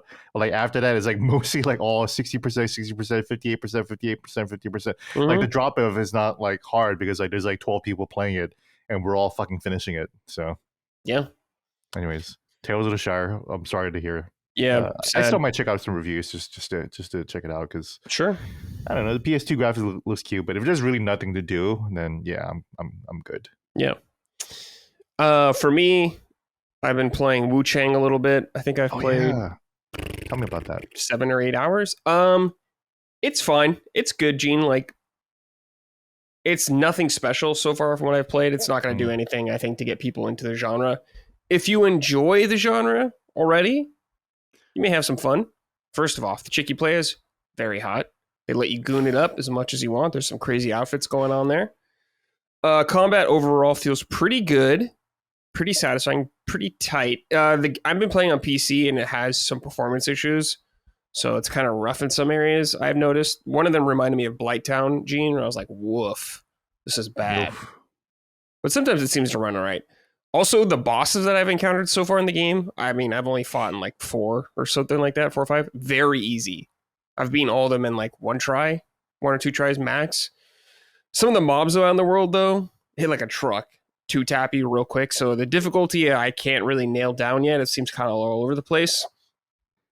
But how it works is you have your weapon types. You don't level up in the sense of like putting stats and like how you do like an Elden Ring or something like that. You know what I'm talking about? Where it has like your health, whatever, your strength, you pick numbers. What it is, it's more like the Neo skill tree kind of thing. You pick a weapon and you kind of go down that path. There is a greatsword, a straight sword, or a smaller sword, spear, an axe, and there's one more thing I can't think of. Oh, 2 daggers. And they all kind of have like their own unique movesets, which is cool mechanics built into them, which is fun. And they have like weapon arts all equipped on them. As you go down the trees for the weapons, the gameplay I think gets more interesting and way more enjoyable. Like I unlocked kind of like a parry thing with swords, but you can't parry every attack, but it feels really good to do. I'm using the greatsword right now. I was starting with the spear and I just couldn't really click with it as much as I wanted to. So I swapped over and thankfully you can respec anytime. No fees or anything, or no penalties, I should say. So very friendly in that sense. Level design is actually really good, Gene. I would say I heard that. Some pretty satisfying ways where, you're playing. You end up somewhere you were before like 3 hours later, and you're like, oh, it connected right there. That kind of feeling, that's all still there, which is really cool. The boss fights themselves so far have been okay. Nothing horrible, nothing spectacular though, so I'm curious to see what will change. But overall, I guess it's a good game. It's fine. It's all right if you like Souls games. Like, you might have fun with it, Gene. It's definitely not like a huge, like, crazy thing like Liza P was or anything like that. But it's fine. I definitely want more of it, but I'm not like, I got to get back to this game right now kind of thing. That's tough. I did hear the level design was pretty good. Yeah, the level design's cool so far. Yeah, but when I watch the combat, I'm just like, this feels like it's offering nothing new, honestly. So no, it's not. I would say like the newest thing it has also is when you kind of dodge, you like get up this currency. They're called feathers to spend. It's like building up a meter almost, or building a meter, and you can use this to spend to do like your weapon arts or magic and all that kind of stuff. And it can feel cool when you pull it off. And you could build that up later on as the game goes, which gets more complex. Like, I will say the gameplay does get better the further you get into the game, so I'm curious what it'll feel like end game. But I don't know. I'll get there maybe someday. No rush to play the game though, even though I'm having a good time overall. But it's on Game Pass if you're curious about it, so you can check it out there. And it's also on pretty much every platform. But yeah, Wu Chang, fun or decent enough if you like Souls-likes already. But if you're on the fence with the series, it won't do it for you. All right. Yeah, I said Polygon has an article already about complaining about the characters' looks.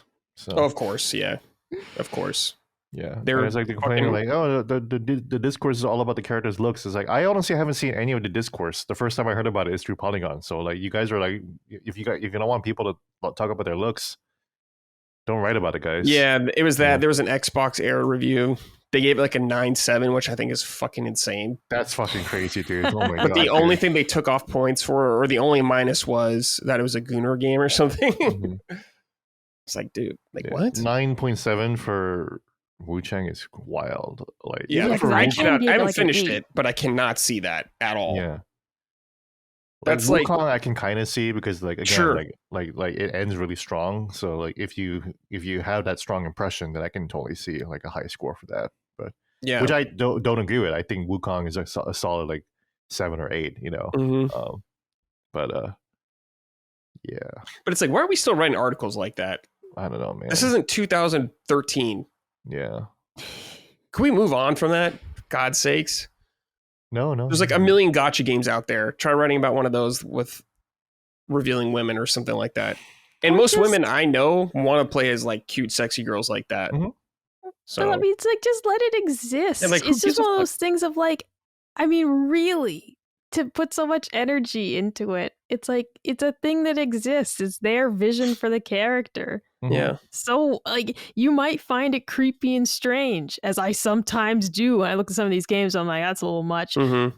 But who gives a fuck? I either just don't play it or don't put on that weird, like when I'm playing Xenoblade Chronicles X and I'm unlocking the new outfits and I'm like, wow, I am not putting them in the bikinis. That's for sure. Yeah. I am not doing that. You know, like Expedition 33, it's like, wow, I'm just not going to put them in that outfit 'cause that's fucking weird. It was fucking Mhm. ugly. Not- Yeah, it's stupid. I'm not playing that. Yeah. Yeah, But I didn't do the it's not stupid. offensive. Yeah, I didn't do the stupid platform missions because I know that all you get is the bikinis. I'm like, I'm never gonna fucking wear those. So who fucking gives about shit about these stupid mini games? You know, the worst part of Yeah. the game. You know, And they probably weren't writing about the outfits in Dragon Age Origin or the way characters look in that game or some shit like that. It's No, fucking lame. That's no. why those websites are dying. It's like no one gives a fuck what you think anymore. yeah, because that's all they got. It's just Yeah. a sociology 101 student essays basically. That's what it is. You know. Yeah. All right. Let's move on to the next story. Star Wars Outlaws sequel has reportedly been canceled already. Ugh. On the Insider Gaming podcast, Tom Henderson said Ubisoft has said they canceled a sequel to Star Wars Outlaws pretty early on. Probably because the game did not do super well, from what I am understanding. G and Yumi both played through this whole game. Would you have liked to see a sequel? Yeah, with a different character. I think like KVS is fine. It's She's just fine. that she wasn't She's that. fine. She's like the Aloy of Star Wars characters. Definitely queer, definitely snarky, definitely quirky. Doesn't get everything right. Oh my god, she's imperfect. It's just Yeah. but she wasn't that interesting, and she didn't really contribute that much interesting stuff to the world. Yeah. So the part of the reason why I'm slightly disappointed is because the open world was beautiful. It was. Yeah.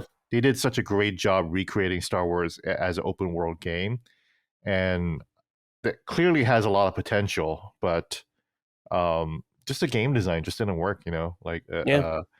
It's way better than Mind's Eye. That's for goddamn sure. That's part of the reason why I'm playing Mind's Eye is because I need Perspective, dude.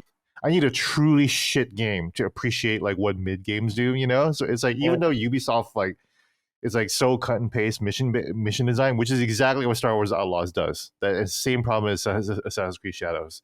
But like at least you can slide around, and at least I can shoot out of my bike or whatever. Or at least I have melee attacks and I have nicks to do things. There's mechanics, there's more thoughtful design, there's encounter design. It's just, but again, going from a 0 for Mind's Eye to like a 5 or a 6 for Star Wars Outlaws is like, it's a hard sell. Mm-hmm. Ubisoft just makes way too many games that are just way too copy and paste. You really do the same things over and over. Look at Donkey Kong Bonanza, right? Like you're always doing different shit in every shrine. In this shrine, you're going to be avoiding these clap traps, these little things that are eating the platforms away and making the platforms appear in another form. Or this time you got to fly around as an ostrich and navigate this area or whatever like that. You're always doing something new, and that's like where like a 10-10 game is doing, and that's what Nintendo does best. And Ubisoft just simply doesn't understand that. They don't know how to do that. They don't know how to make a game that's varying in challenges and in experience. They can take a wide range of experiences and a lot of abilities and throw kind of challenges at you, but it doesn't really make for like an arc of design where you're like, oh, I feel like I'm progressing, I'm having fun, experiencing new things.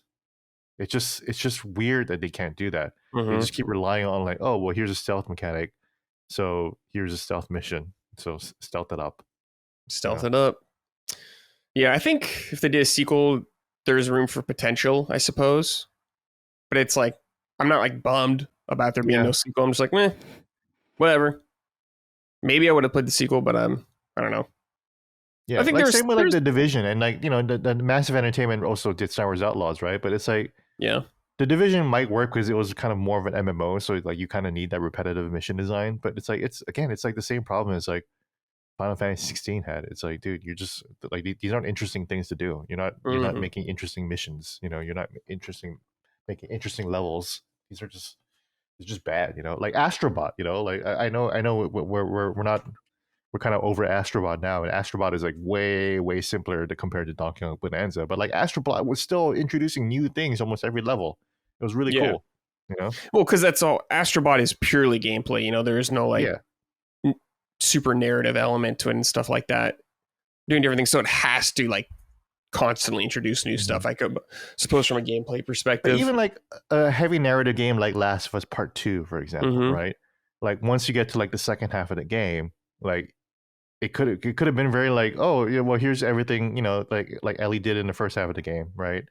But it's like, no, here's new interesting scenarios. Here's a new battleground. You know, you're my favorite battle scenario in Last of Us Part 2 is when you're literally jumping between two crumbling buildings. Like it was crazy, you know. So like even if they're using the same mechanics as like cover shooting and melee and everything like that, like they're still interesting. They're creating interesting scenarios, you know, like narratively, you know. And Assassin's Creed Shadows and Star Wars Outlaws doesn't do that. You're still doing the same shit at the last level that you were doing in the first level. That's true. That's disappointing, you know?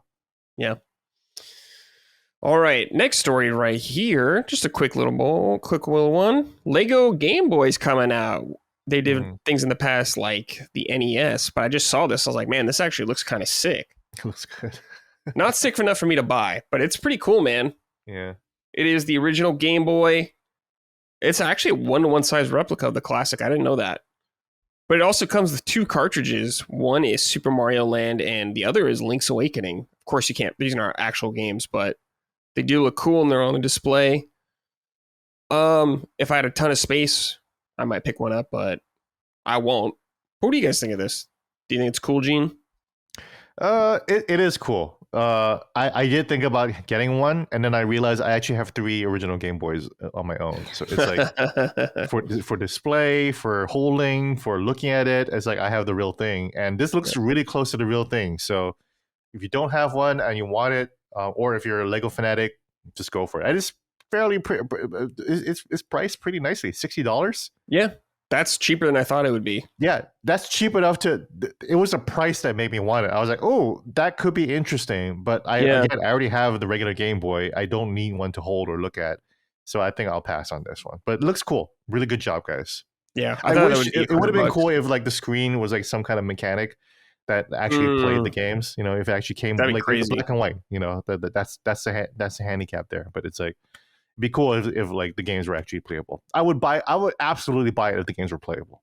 That'd be insane. That would be so much money. It would be expensive, but I would pay like $150 for it maybe at the most. What if you're playing a game and you accidentally like break off a piece and just fucking die in the game? You're like, God damn it. Yeah, well, like maybe there's like, I'm obviously not an engineer, so I'm just talking out of my ass here. Like, there's like one piece at the top that you can just like have solid, and then like everything around it, everything. I don't know, but. it's really cool. Yeah. I totally wouldn't mind getting one if I had space and money, just like you. Yeah. What do you think, Micah?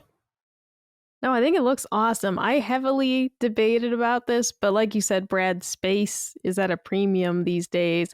And I'm also honestly just not big into Lego. I'm like 400-piece set. And I'm like, ooh. I mean, I have actually never built like a real Lego set. Oh. We played with like the loose Legos Yeah, at of course. school.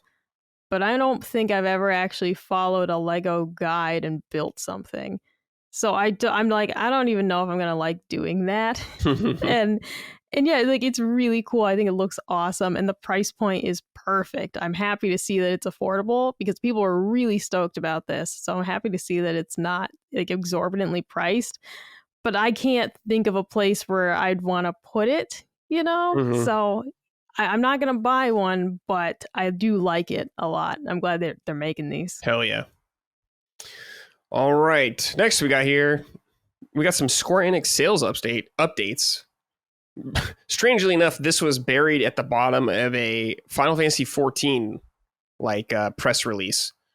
But they touch on some of the stuff in the bottom, and so they share some sales numbers. One is for Final Fantasy, which is now, the series has sold over 203 million units worldwide, which is pretty nice. There's a lot of Final Fantasy games, but that's pretty sick. Very happy to see that. And also the Dragon Quest series has sold over 94 million units worldwide, which is pretty good, especially because Dragon Quest is not nearly as big outside of Japan. So I love to see it. Love to see these games sell. Micah, what do you think about these numbers? No, I agree with you. Up and Up is good. Like you said, these are franchises that each have many games in them, but the possibility is always there that one of them could really catch like the mega mainstream audience and maybe reinvigorate the entire thing. My hope for Final Fantasy 16 was that I was going to do gangbusters on Xbox. I mean, I bought it over there. I was hoping it would be like a smashing success. People would be really, really excited for it. Unfortunately, not the case. But I will continue to hold out hope that these games, because as much as we love, these JRPGs, I will always hope, like with all the love that Expedition 33 got, it's like, well, maybe you'll make people go back and consider trying Dragon Quest, maybe you'll make people go back and consider trying Final Fantasy. So the numbers are good. Always happy to see more sales for these beloved franchises.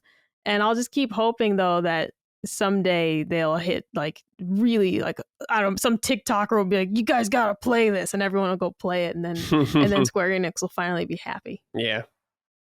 Be happy, Square Enix? I don't know about that. Gene, what do you think about these numbers? Anything sticking out to you? Not really. I don't know.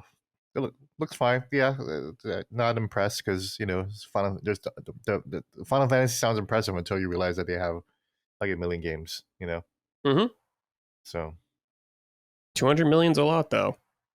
That's a lot. It's a huge franchise, but I feel like a lot of people say that, but there's so many Final Fantasy games, so it's like again, you know me, I hate numbers. I feel like all numbers are just being fudged just to make things sound better. You think they're being fudged? Yeah, these numbers. Okay. Yeah, you're just adding Final Fantasy Chocobo Racing or whatever into that. And it's like whatever. Yeah. All right. I mean, I'm actually way more impressed with Horizon's 38 million, than I am with Final Fantasy 200 million, to be quite honest. Because that's 2 games and Call of the Mountain versus and Lego, I guess, which is like games. 500 copies. Yeah. Oh shit. All right. Let's see here. Next, we got the final thing is the Xenoblade composer teasing a new project. I'm trying to read her name. Manami Kyoto tweeted this out. I'm working on a new project together with the wonderful creators from around the world. Please look forward to the official announcement. I mean, it's no surprise that Monolith is going to be working on something, but maybe it's sooner than we expect. Gene, do you expect it to be Xenoblade or new Xeno something? God, I hope it's at least Xenoblade patches, at least. But if the composer is teasing a new project, who knows? I Yeah, don't that's like know. new content. Yeah. I don't know what that could be other than a new Xenoblade game, which would just be I hope it's a absolutely- new Xeno something. I hope it's not Xenoblade. I think it's time to move on from that. I do think that it would be nice to move on from Xenoblade itself. I Yeah. would be very, very happy if it's remasters or re-releases of Xenosaga, right? Sure. Xenogears will never happen. You know, No. Xenogears will never happen. But No. Xenosaga, definitely a possibility.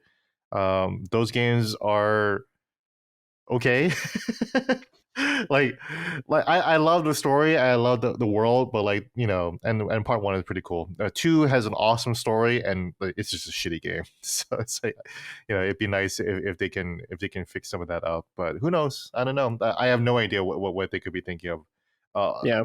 My expectations are very low. I just want Switch 2 patches for the whole trilogy, in 2 and 3 in particular, and X too, because X could again, like I saw the emulation of X on the old Wii U version.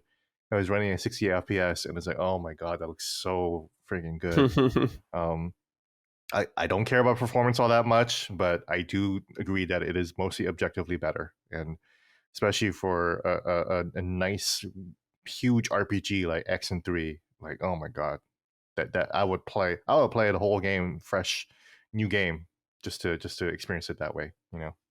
All right. Maybe Micah. not Xenoblade X. I don't think I can spend another 300 hours to play that game. No. I think I'm good. Yeah. No more. Yeah. Micah, does this get you excited at all? Oh, absolutely. Yeah, I don't know. I won't say like I have a specific what I want out of them. Like I like the Xenoblade games that I've played so far. So if they made more in the similar style, I'd be like, okay. I wouldn't be heartbroken though if they made something really story heavy with a battle system that wasn't super complicated. Maybe we could try that, you know? Like maybe we could try a good blend of story heavy plus somewhat simplistic battle mechanics. You know, I'm just spitballing here. But no, because I like what I've played so far, and I got to get to Xenoblade 3 still. I got to finish X as well. I don't know if I'm going to. I'm not going to lie. I don't know if I'm going to finish it. Just don't finish X. I like it. Not enough to. But you know see me. I through. like to finish a game, you know? Well, I hate- you haven't played it in a long time. Well, you just pick it back up. I mean, Well, like, just- you just start playing it again. play I'm something not you're- I'm not you and Colin. I'm not going to Just start play- a game again. Just play something you want to actually play. But you don't understand, Brad. In my head, I have left them all in peril. Like they're all just in this purgatory, like this limbo. Who gives a shit? And I feel bad. I got Toy Story syndrome. Okay, I feel Mm. bad for the characters in there. Micah, this is like you just save gotta them. unplug the Minecraft server. We've talked about this. So I keep telling myself I'm gonna get to it eventually and at least just beat the main story. But as soon as I got to the part where you had to get your pilot's license, I was like, I don't want to do any of this. And I did like half of it, and I didn't get the license. But yeah, I'm very excited for whatever this could be, and I'm gonna keep my fingers crossed that whatever they do, they don't return to the extremely in-depth battle system of Xenoblade Chronicles 2. Like whatever you do, don't ever do that again. Don't do that please. again, guys. Please don't. Don't I'm ever do begging that you. again. All right. Let's end the show with some write-ins from the audience. If you want to write into the show, I post a thread every Sunday calling for your submissions, if I remember. All right. This is from Adam Belcarby. Hello. Blow your load and hit the road, Brad. Ejaculate and evacuate, Micah. And jizz and whiz, Gene. Oh my god, dude. Are there any games you avoid playing due to their weird fan base? I finally started playing The Witcher 3, and I'm blown away by how good it is. All of my Witcher friends are greasy, long-haired dudes that wear hiking shoes 24/7 and talk about megapixels in front of the huzz. How was I supposed to know that these gentlemen had such an amazing taste? P.S. The Bloody Baron quest might be the greatest RPG quest of all time. Ah, The Bloody classic. Baron! You hit the classic. Oh, dude. Yeah. There's a really funny meme, and it's like it's like the Bloody Baron making a funny face, but it's like Geralt showing up at like 2 a.m. to play Gwent with the Bloody Baron. Yeah, that's the game, dude. Yeah, All these I will say NPCs the Bloody, so good. the Bloody Shit. Baron quest hasn't aged that great in my mind. It's a great story. That part hasn't aged at all. But I hate playing through it whenever I replay the game. Mm. It takes so long. And I just want to get to the meteor parts. It's an early game mission, but Sure, it's a great one. Don't get me wrong. I'm not poo-pooing on the mission design. It's an awesome first experience, and I also felt the exact same way. I was like, wow, that was definitely one of the best RPG quests I've ever played. I just don't want to replay it all the time. So yeah, I get it. Yeah, because it sets up such a like whoa moment in the game, and you're like, so this is what we're doing, huh? This is what being a Witcher is. Yeah. And then the game gets even more serious from there. Yeah. It was really raw. It was really great. It's a huge impact. Yeah, you're absolutely right, Micah. That's a perfect way to put it. You're like, damn, like I understand the Witcher and its world and like what it means to be this person perfectly. You're great. That's great. Yeah, no, because I mean, my favorite part of Witcher 3, well, one of my favorite parts is this, like, the moral choices you have to make. And not even moral choices, just sometimes there feels like there's no right answer. Yeah. Like, one of my favorite missions is I think it's like the Whispering Hillock. And, like, there's this fucking tree that's talking to you, dude. And, like, you got to decide. Here's the thing. This tree is saying one thing and the townsfolk are saying another thing. And you got to decide, who do you trust? Are you going to trust the creepy talking tree or these somewhat suspect villagers? And I just absolutely love how many times the game sets you up with these choices that appear to be quite gray of like, I don't know, either one of these could be right. I just love it. I love it so much. I love when I make a choice in that game. When I get tricked and everyone's like, why did you fucking do that? And I was like, I don't know, man. I'm sorry I released the ghost or something like that. Oh my God, no, exactly, right? Like, oh, dude, there's so many times you're like, oh my God, like that fucking it was an evil monster. I shouldn't have done that. He's dead. Oh, why'd you do that? Shit, sorry, dude. All the time. It's an incredible game. I mean, I'm going to be honest, though. I don't think I've let a weird fan base keep me from playing something. Yeah, no, never. Because I just don't. I'm like, well, I'm going to try it because I want to try it. Yeah. I don't think there's been anything that I've said, I really want to play that game, but those fans are so obnoxious, like, or those fans seem like weirdos, like, but I'm the weirdo, right? So yeah, there it is. That's true. There it is. Yeah, I would never do it. There's freaks in every fandom, so yeah, totally. Whatever. Yeah, we make fun of Brad and I make fun of Expedition 33 fans, but it's just because it's new, that's all. Yeah, there will be a new welcome fan to the shit fandom, But yeah. Well, yeah, because before that, you guys are getting dunked on constantly for being Dark Souls fans. All right, that is a constant meme. Is Dark Souls fans, okay? And it's like, Dark Souls fans hoping that they get bludgeoned on the way to the grocery store. Okay, like it's a whole fucking thing. Yeah. So I feel like we just constantly, everyone just talks shit. Humans, that's just the way it is. Well, dude. yeah, we are always looking to look at the other guy as the weirdo and the stranger. When it's like, yeah, you like Dark Souls and I like, I don't know, fucking Xenoblade Chronicles, and I'm gonna make fun of you for that, and you're gonna make fun of me for that, and the world continues to spin. Yeah, like I don't understand why people call Xenoblade fans gooners. When it's like there's one game that's kind of goonerish, and it's like 20% of the game. Like. Is part 2. That's it. A lot of Tetsuya Nomura and manga designs, but that's it. Yeah, the Dark Souls fans also like we have a bad reputation of being like, oh, get good and being very elitist, and it's like not obviously not all of us. We want people to play more of these games. At least back then. Now you see Charlie most critical saying he's tired of Souls-likes, and it's like, stop fucking playing them then, man. Take a break. Don't play everyone. Yeah, stop playing games for content. Like I feel like some streamers don't understand that they just have content streamer brain. Yeah. And you like, think I hate this game. it. Like, yeah, because you had to fucking schedule like 3 weeks of it. And like you're like you feel like you're wasting your time because they're actually cutting into your bottom line. Yeah, just play something else. Fucking play something else. Oh, I'm not gonna play Wu Chang. Because I'm kind of like tired of it. I'm like, I'm good. Maybe I'll check it out when I feel like it. Yeah, the only time I'm disappointed at the plethora of Souls games is when I see something that I really wanted to play and then I'm like, oh, it's a Souls game. And then I'm not like, oh, fuck Souls people. I'm like, oh, I'm just not going to play that then. Yeah. The disappointment. It's like, what was that game I really wanted to play, Brad? It's like Black Desert or something. Yeah, it looked super cool that Xbox announced like years ago. Oh, and then Crimson it's Desert? an MMO. Or is it Crimson well, I Desert don't know. or Black Desert? It's a color and it's a desert. Okay. And it was years ago they announced Same this. people. And the point just being, though, that I was like into it, right? I'm like, this looks fucking sick, dude. That announcement trailer, amazing. And they're like, it's an MMO. And I'm like, go fuck yourself. So it's just not for me. Yeah. But I'm not going to be disappointed that they keep making Souls games because my friends love them. Yeah. And I love my friends and I want them to have games they like, you know? I just don't want it. I just have the patience for that. Yeah, totally. All right, this is from Whoopi77. Hey, y'all.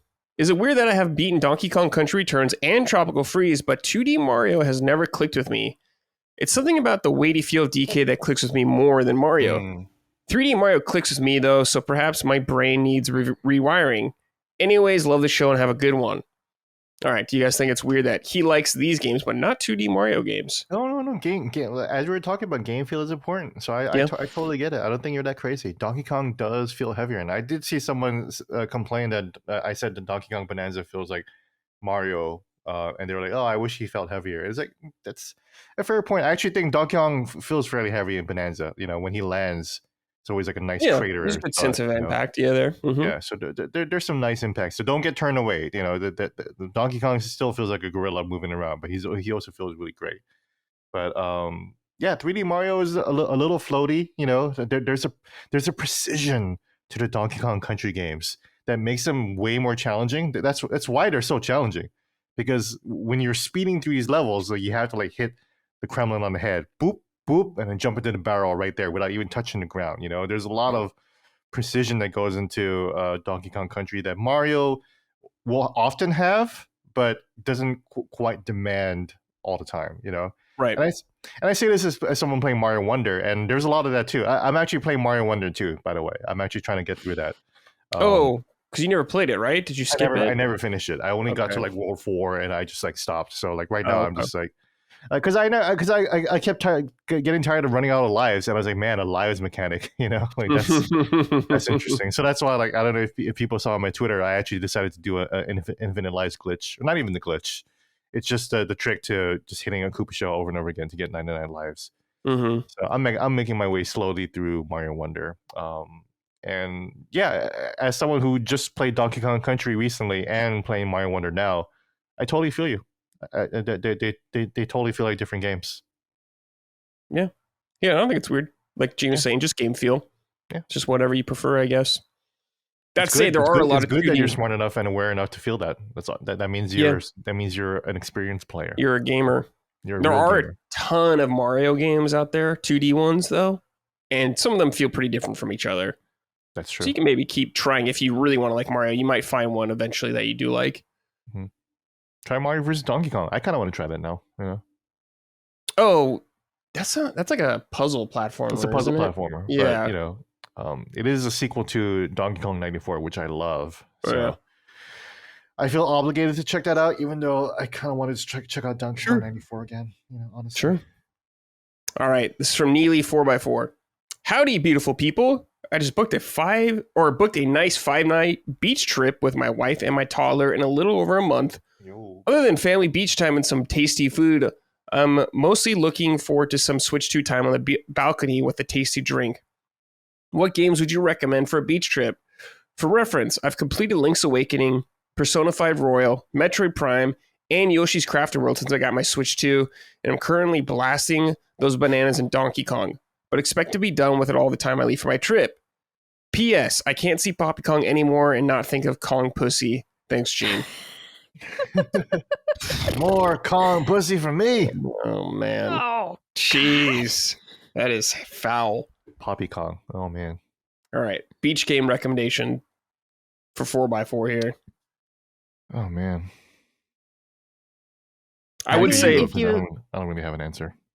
Well, I was gonna say you liked Link's Awakening. If you haven't played Zelda Echoes, one of my favorite things about it is just the pick up and play nature of it. Like, some of the dungeons, like they just have great places to save. First of all, so like you're not gonna get locked in. Like I gotta play for an hour straight, or decide to lose my progress or whatever. Just a lot of like opportunities to save in that game, which I think for a family vacation where it's like maybe you got 10 minutes. Oh, kids crying. I gotta go deal with that. Come back. And I just loved it. I just loved Zelda Echoes so much. And I just really like the aspects of unlocking the map bit by bit. It's just extremely satisfying. It's really fun to go and find all the different crevices to go find stuff in. That's just, for me, a really kind of like satisfying game to dig into, but that at the same time, you can take it chunk by chunk and you can have really short play sessions or get lost in it for 3 hours. Mm-hmm. My recommendation is to spend $100 and play Mario Sunshine on the 3D collection because Nintendo won't fucking sell it anymore for some reason. It's still an insane concept to me. How do you put a Mario game out for a little bit and just take it away? In the age of digital stuff. A game you own! Nintendo, never mind. I'm gonna get off track.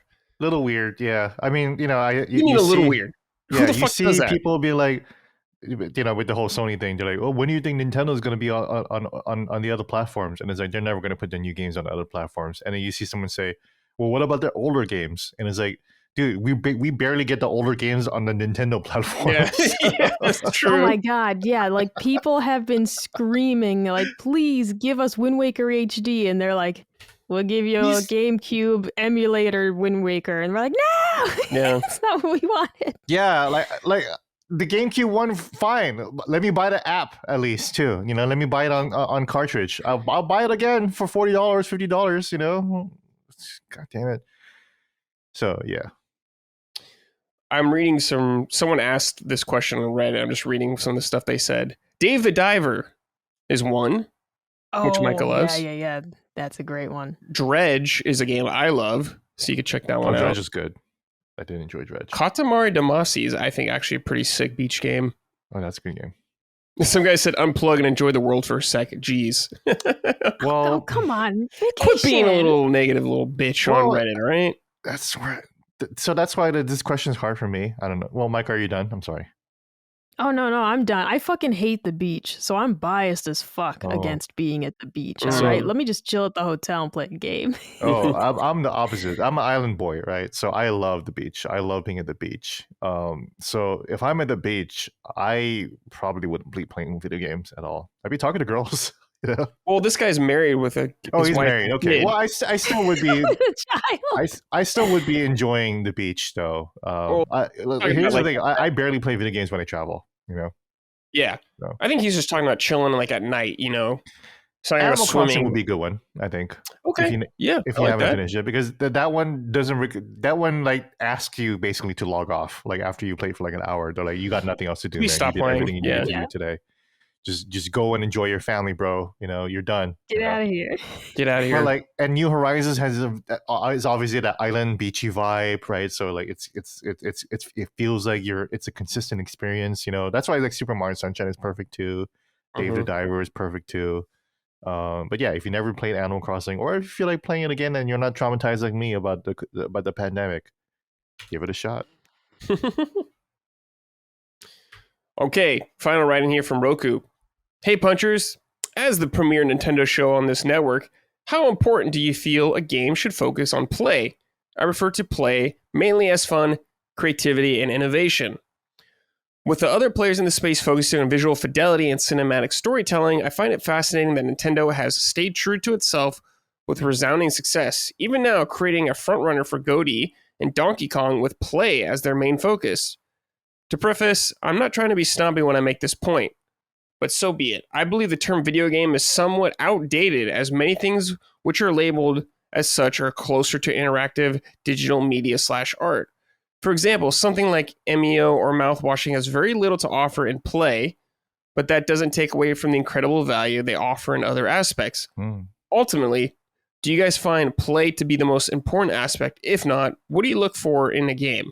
I remember Gene saying that he prioritizes gameplay innovation above all else, and would love for him to elaborate. Also, hope you and Jack are doing better since the power outage. Thanks. We're doing great. He's chilling by the window right now, enjoying air conditioning and sun at the same time. So, wow, highly luxury right there. Yeah. Yeah, this is a great question. Obviously, very designed for me. I repeat all the time that I consider gameplay above story, all else. Now, I don't look down on people who prefer story above all else. I think it's valid, and so many video games now, the video games are maturing a narrative form. So I think it's valid and important to care about story, right?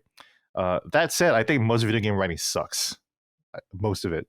Even shit that's really good, like Nier Automata or even Xenoblade Chronicles, I think is not like the best writing of all time, like compared to like actually good writing, you know. So for me, when I think about what is good narrative writing, is how does a gameplay, how is a story enhanced by the gameplay and vice versa, right? So that's why I consider Nier Automata so wonderful, because you know it's the experience of playing it that heightens your investment and into the story, and the story itself is heightening the intensity of the action and what's going on. It's informing how hard you should be playing, or how you should be playing the game, you know. um that's why Dark Souls is basically my favorite game of all time, because there's so much storytelling going on as you're playing the game. You're telling your own story, you know. And I feel like a lot of video game critics these days don't understand that. You know, they think story is about dialogue and back and forth, Tarantino-esque dialogue or whatever like that. And like, I don't consider that. I think most of it is shit. You know, a lot of people think God of War is some brilliantly written game. I think most of it is slop, to be quite honest, right? But it's good because it gives good character motivation, and it informs the action. That's why it's a great story. It's a great video game story to experience, right? Mouthwashing is a game that barely has any gameplay, right? But you have to, but the experience of it is, you know, and no spoilers. I won't, you know, it's kind of a hard game to spoil, anyways. But the experience of navigating and exploring feeds into that your investment in the story, and that's something that you can't get from books and film. And to me, that's what makes video games so special, you know. The fact that you are able to kind of like immerse yourself in these experiences so much more. That's why I think Donkey Kong Bonanza, no spoilers, but like I think Donkey Kong Bonanza surprised me in how much narrative design there was going on, you know. And we'll obviously I can elaborate more further once we do the spoiler cast. Resident Evil 4 is my second favorite game of all time. That story is fucking garbage. You know, you want to talk about slop? That's like nothing. Like they barely even tried. But it's my second favorite game of all time because of the gameplay innovation, because of the gameplay that's there. So even if the story is garbage, I can still get into it because the gameplay is informing the story. You know, versus, you know, watching Hellblade and just you know, just kind of like watching the story, you know.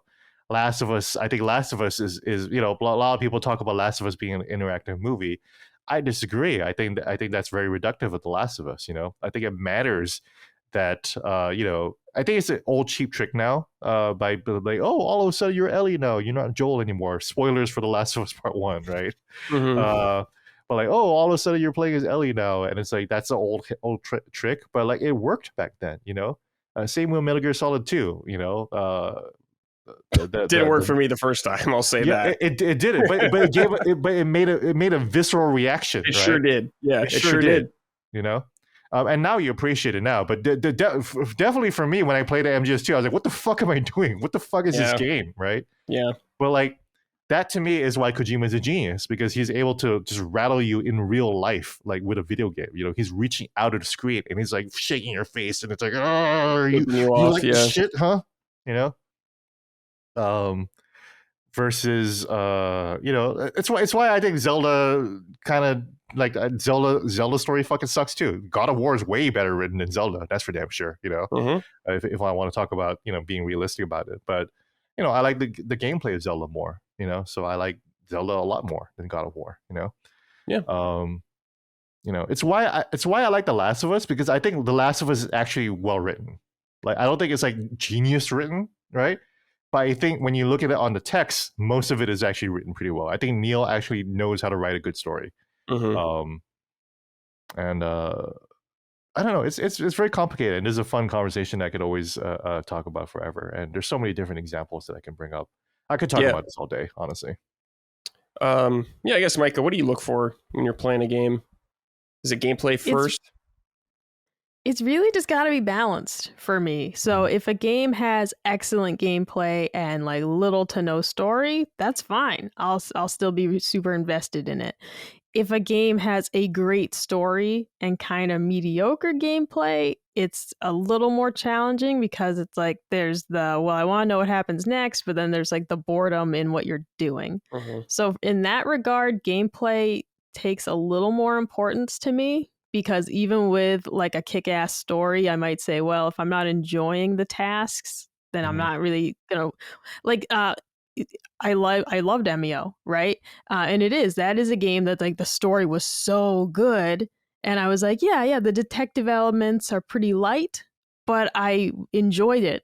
I liked the beat by beat, the pacing, and that was a perfect balance of like, this is a really story heavy interactive experience, but there's not much gameplay. But if a game has like horrible gameplay and then like if it's like truly bad gameplay with a decent story, I'm probably gonna drop it. It's like you gotta have it can't be painful to play just to get through the story, just to see what happens next. Like Mind's Eye, basically, you know.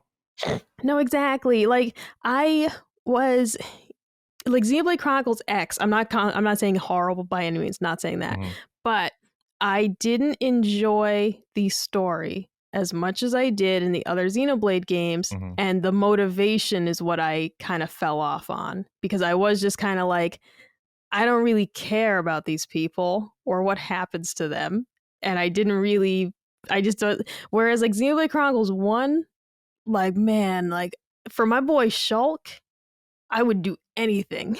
I would walk across lava for that guy, all right? And it was just a completely different feeling, and the motivation to finish the game and was there.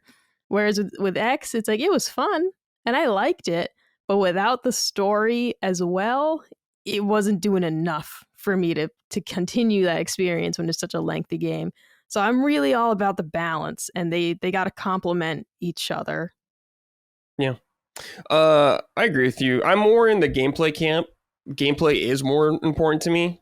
I'm much more willing to play through a game if I enjoy the gameplay and the story is just kind of questionable.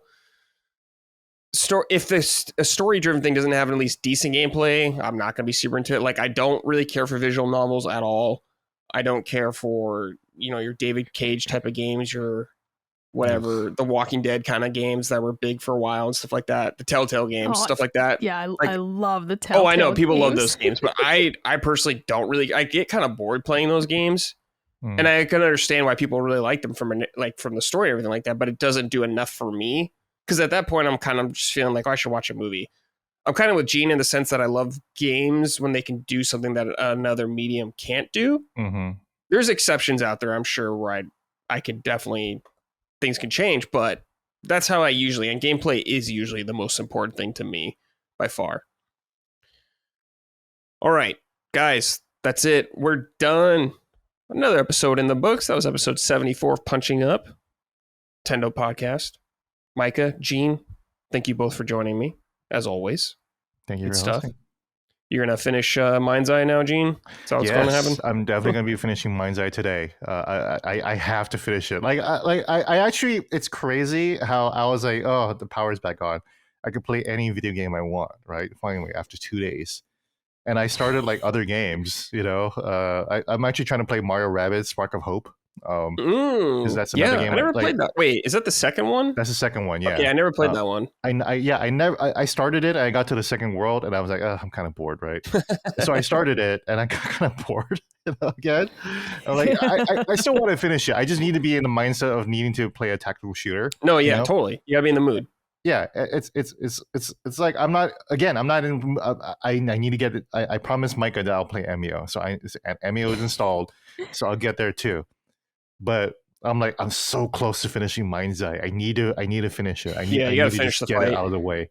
I need to get it out of my system. So I just booted up Mind's Eye. I played till like fucking 4:30 a.m. Wow. And then once I looked at the walkthrough, and I was like, "There's 2 whole chapters left." And I looked up a video walkthrough, and I was like, "Wait, it's an hour and a half that I have to fucking play through these chapters." I was like, "Okay, I'm gonna sleep. I'm tap it out." But I got so little left. So as soon as I get out of this podcast, I'm gonna order a pizza. Oh. And I'm Hell gonna be minding out of my eye right now. Oh my God. Jeez. Yeah. All right. A minds for an eye will make the whole world go mind.